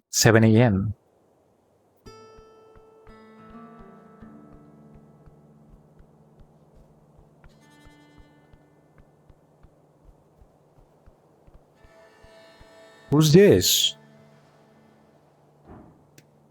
Behold, Thalassus, oppressive landlord. Is he an orc? No, he's like a fish. Look at his arms.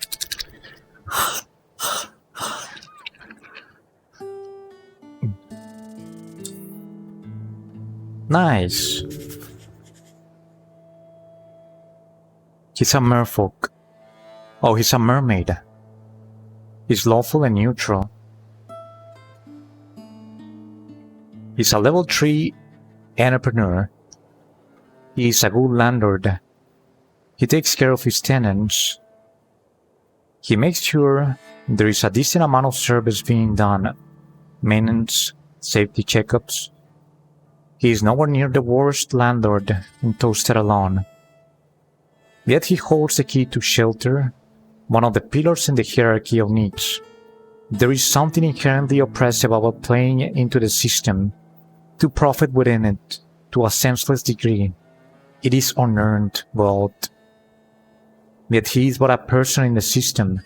Should we limit a private citizen's ability to leverage his investments for profits? Should the free market dictate how and where folk get to live? Is this merman a bad person for playing his hand in a world built upon the whims of capital? Do you not know? But everyone has an opinion.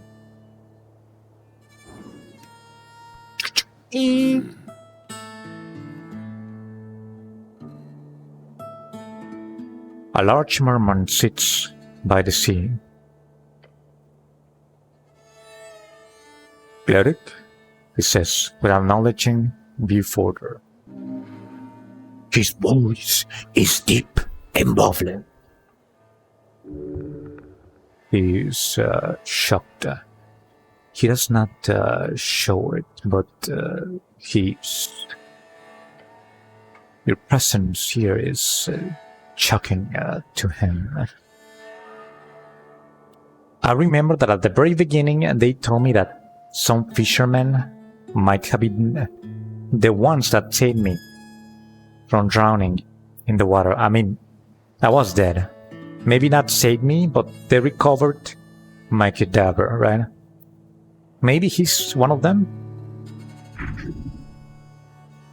He knows. He knows you as a dead man. Greetings, citizen. I am indeed the cleric.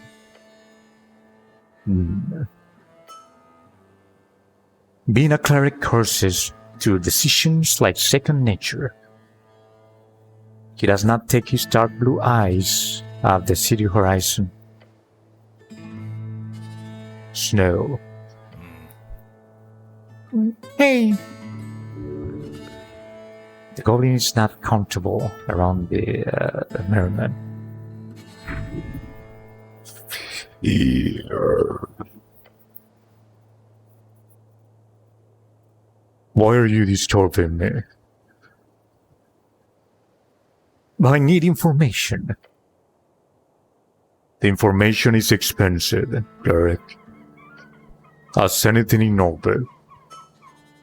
The merman looks at you with a pair of deep eyes.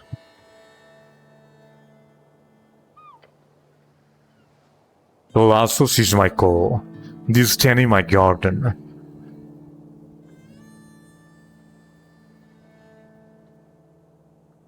This is public property, no? No. I don't appreciate the city visiting my property without a heads up. This really seems like a public walkway to me.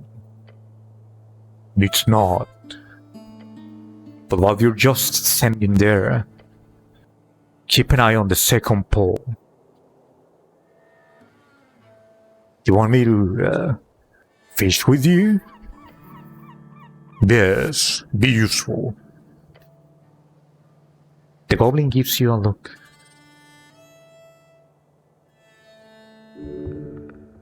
It says, we ain't got time, but maybe it could be useful. I'll sit down. He nods to the second pole. I look at it. You keep your eyes peeled on the tip. They come in waves. When it happens, it's quick.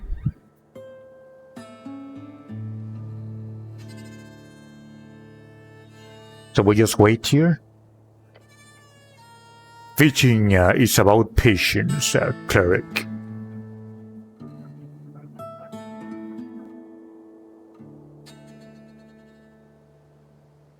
I haven't. And there's like 29 videos waiting. Right? Only one is lost. But it wasn't a very interesting day. I was in the middle of starting a new game, I think.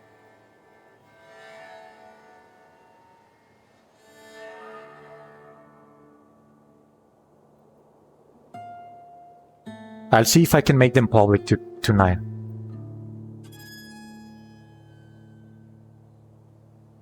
I've been uploading them to YouTube. This. I just have to remember.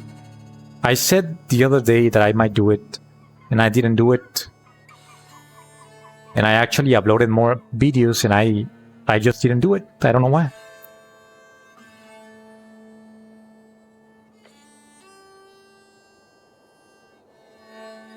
You need to breathe, and it takes a real long breath.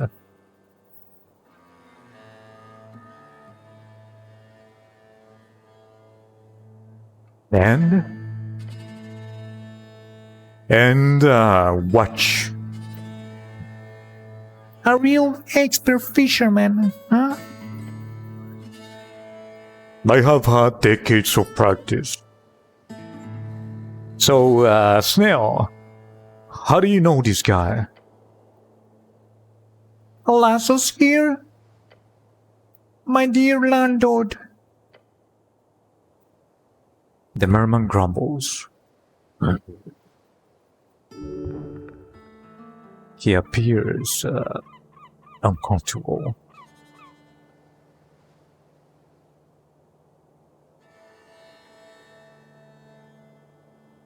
You're a merman. Who's a landlord? He takes a deep and heavy breath.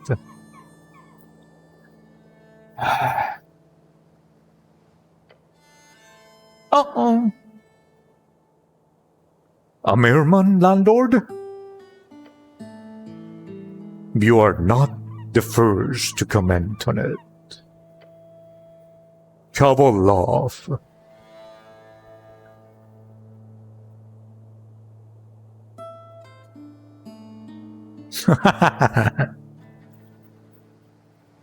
Oh my god, I hadn't actually noticed. It's a freaking joke, no? You're a merman. Who's a landlord? But it doesn't make sense that he's a landlord because he's a merman. He's supposed to be in the seas, right? I guess that I'm slow. I just noticed. I didn't catch the joke until now. It's pretty funny, you have to admit. The merman clenches his jaw.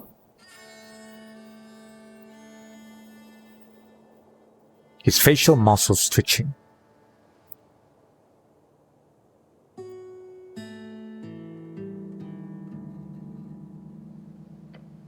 He grumbles through his teeth.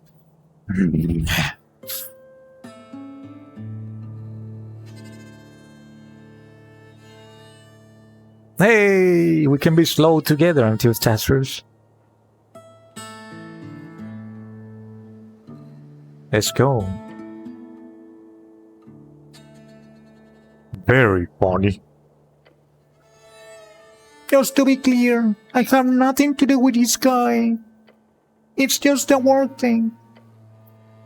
He reaches forward and grabs the second ball.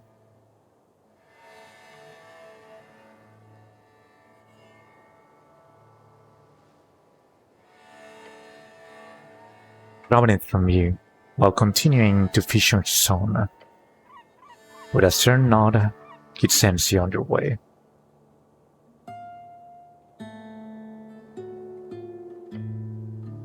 Might be good to go.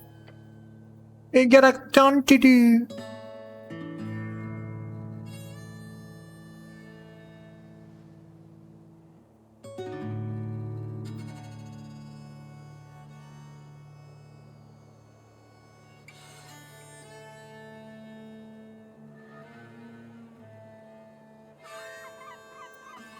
That's all for now. Thank you, citizen.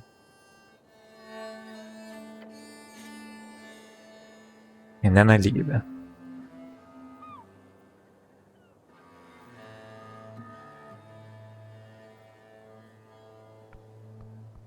I'm going to try to sleep, and that's going to be the stream for today. Also, this is like a hobo, I think.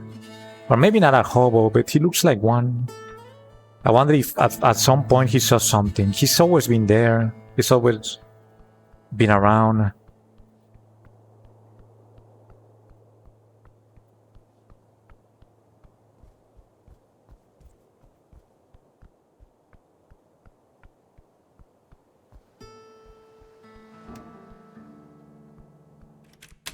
Let's see if I can sleep. I don't think that I'll be able to sleep. My day is ruined. But what? I mean, I might be able to sleep, but maybe...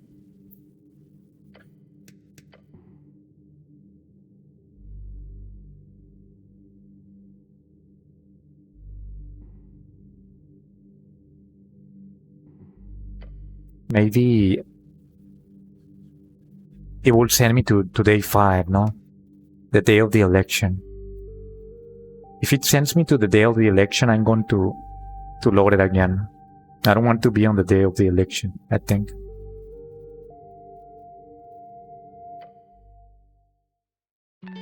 And you're going to bed. I'ma head out then. Night. You close your eyes to begin this desperate plea for sleep. The streams you follow all are tangled around this endless pillar spiked through the heart of the city. Finally, to enter the pillar, you must perform a most challenging esoteric task: travel to a beyond. Selling your soul for the opportunity seems almost worth it. Despite his appearance, Everglad doesn't seem that much worse of a patron than most employers in the city. Is this your last night on Toastad? Is this your last night alive? As the sun rises over your beloved city, you know one thing true. It is time to enter the pillar.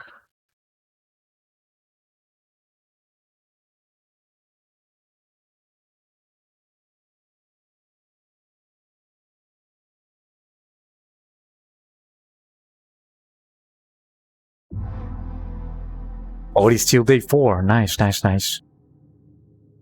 But it's in the afternoon. That's okay.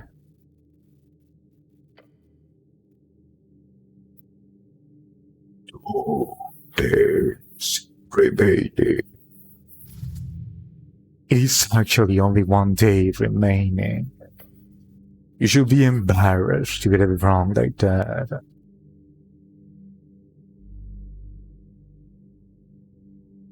2 days till the election.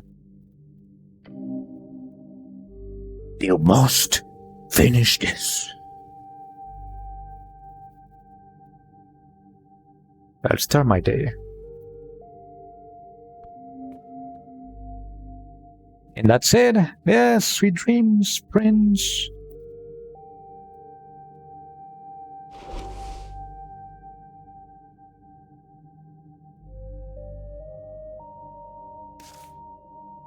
Oh, I actually didn't read this. This is from the freestriders. A letter full of contracts and documents. Excuse me. Marked with official city seals.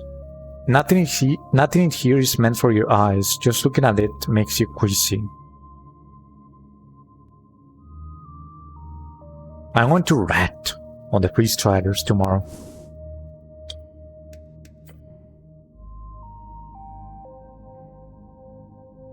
One thing I don't know, MTF testers. Should I wait for the election before entering the pillar? Or should I enter the pillar before the election? Any ideas? Any suggestions? I mean, that's going to happen tomorrow. The thing is that if I enter the pillar, I can no longer do anything outside of the pillar, I think. So I was thinking like, hey, maybe wait for the election.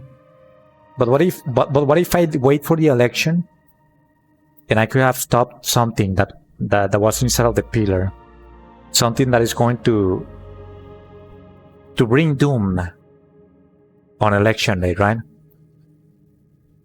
That is the question. Enter pillar before election?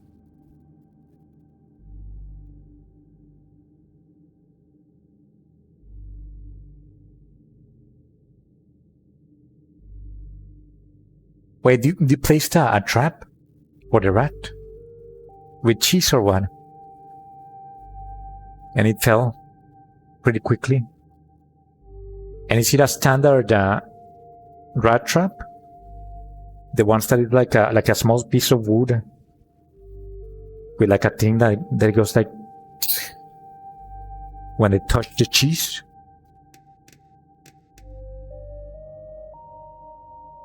Fine, I'd consider entering before the election. I'd consider that. If anything, I can always load the game, right? If I miss the election, I can always load the game.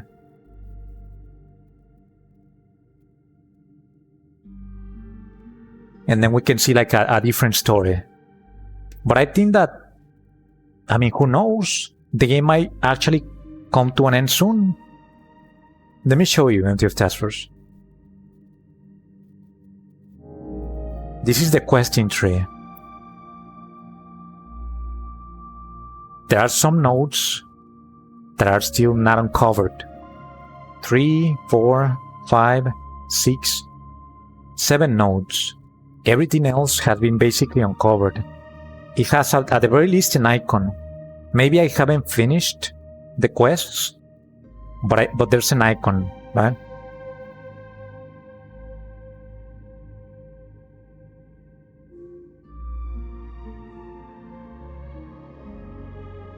So this tells you that I might be close to the end.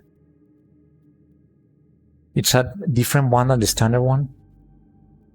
Is it like a little house? Maybe. That's cool. But anyways, let's quit to menu. And let's end the stream.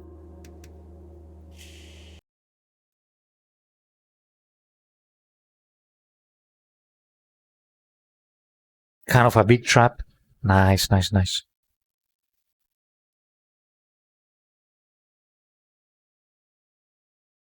Hey! Somebody that cares.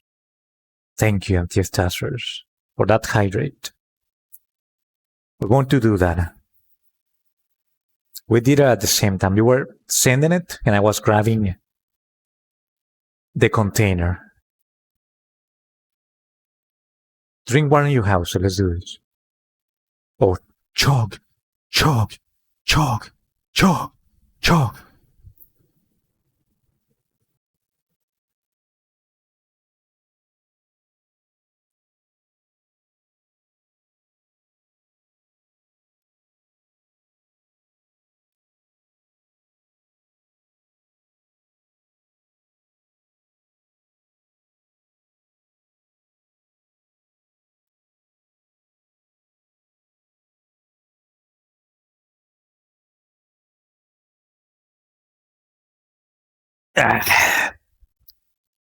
Holy. Hopefully you didn't see that. I was actually, it looked like I was drooling. Oh, freaking dripping. I became an animal. It's been some time. That was an actual chug. No pauses. I was almost pausing at the very end, close to the end. But I did my breathing exercises in a good manner, right? And I pulled it out.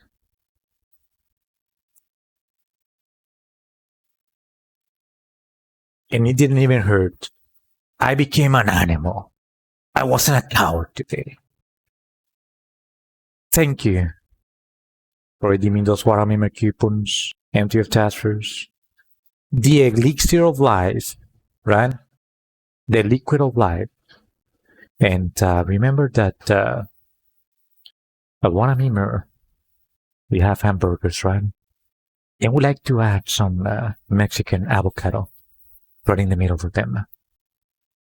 And for only $2, that is right, 2 more bucks, we can add a soda and fries. You can indeed get that type of treatment.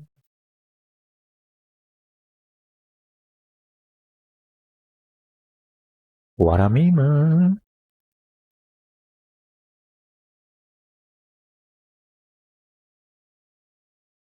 But anyway,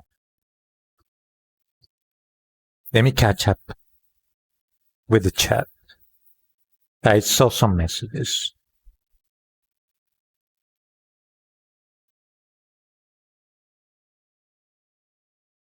I think that I haven't watched that movie, Empty of Taskers.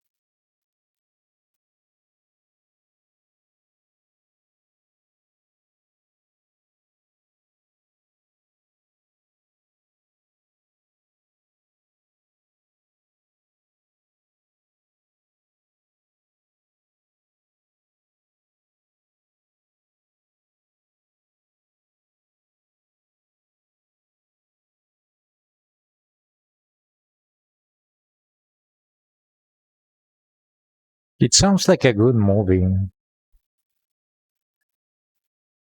At least if it's directed well. Is it a good one or not?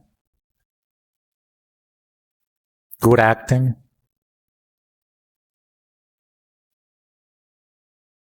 I mean, horror movies are hit or miss. So it was either decent or trash, right? But the story itself sounds cool.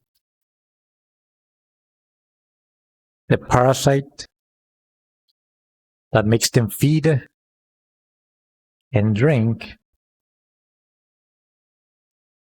so that it can get better itself. And eventually it makes them want to leave planet Earth, right? By going into a sea, into a pool, and then dying. And that's like a good environment for them to create more babies for the parasites. And then they come out of their bodies and go to a different victim. And it goes like that, on and on and on and on and on.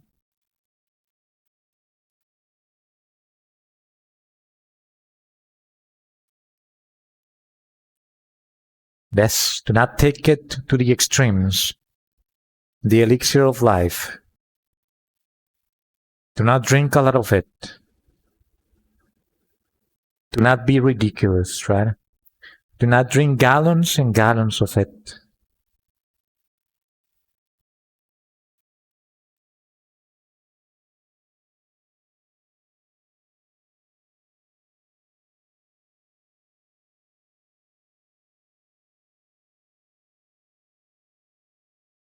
There are some nasty parasites.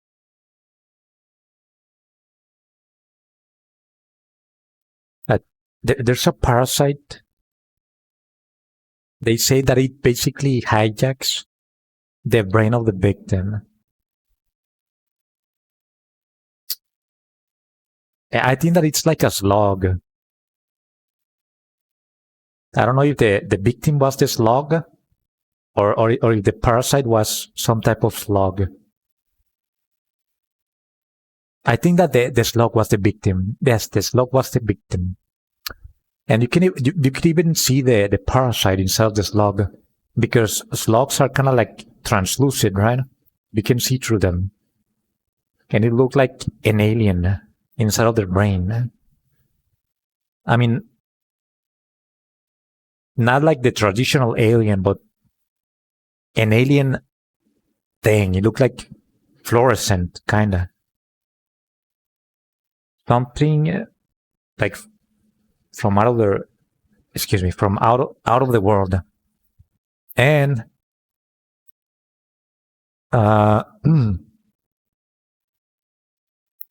it was hijacking the brain of the slug, and it was making it do certain stuff.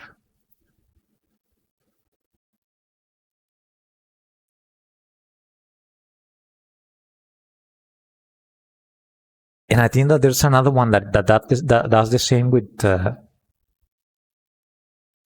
mantis, I think. Also, why am I stuttering right now? I think that I'm getting tired. I got tired from the stream, I guess. Or maybe for thinking too hard to remember the mechanics of those parasites.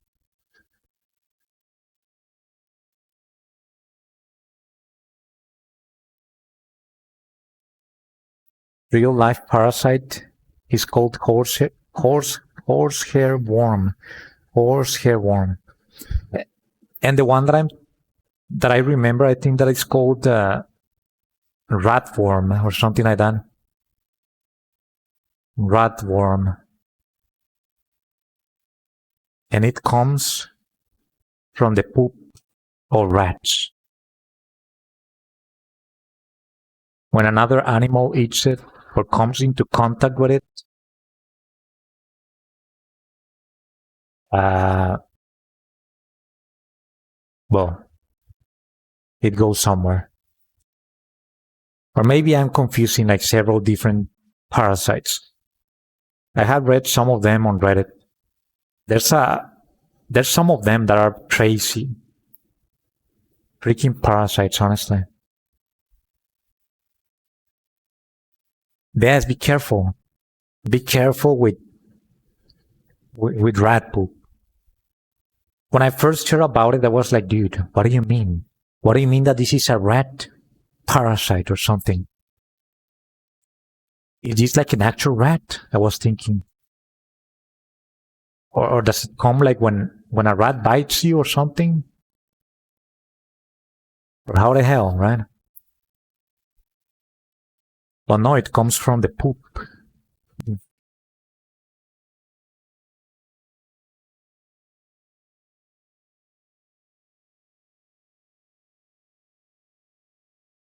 But anyway, let us end the stream. Thank you for watching, everyone. I appreciate it. Let me give some shout outs to the people that we had in the chat today. Let me see.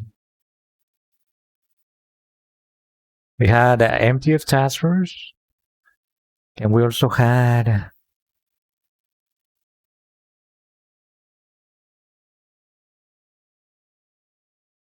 well, I think that's it. Only MTF Task Force. Not even a bot came. But I said it, right? If I kill it, I kill it. And I actually managed to kill. It's fine. We've been here before. And what else? Oh, yes, thank you for watching. Oh, a special shout out to MTF Task Force.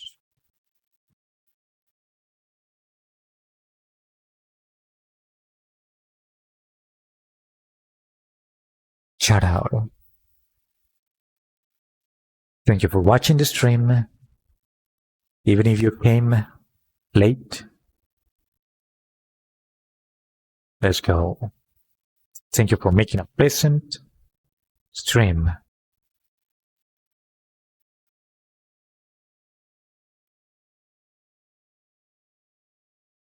He didn't let me die, right? Let's go.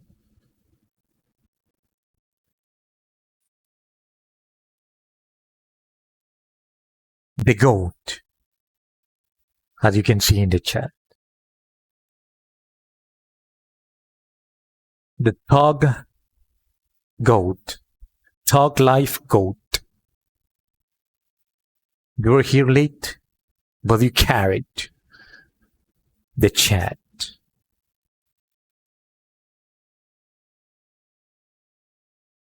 What else? Oh, yes. Don't forget to stay safe, stay healthy, and take care. And I'm ready now. Let's do this. Tomorrow will be another day. 1, 2,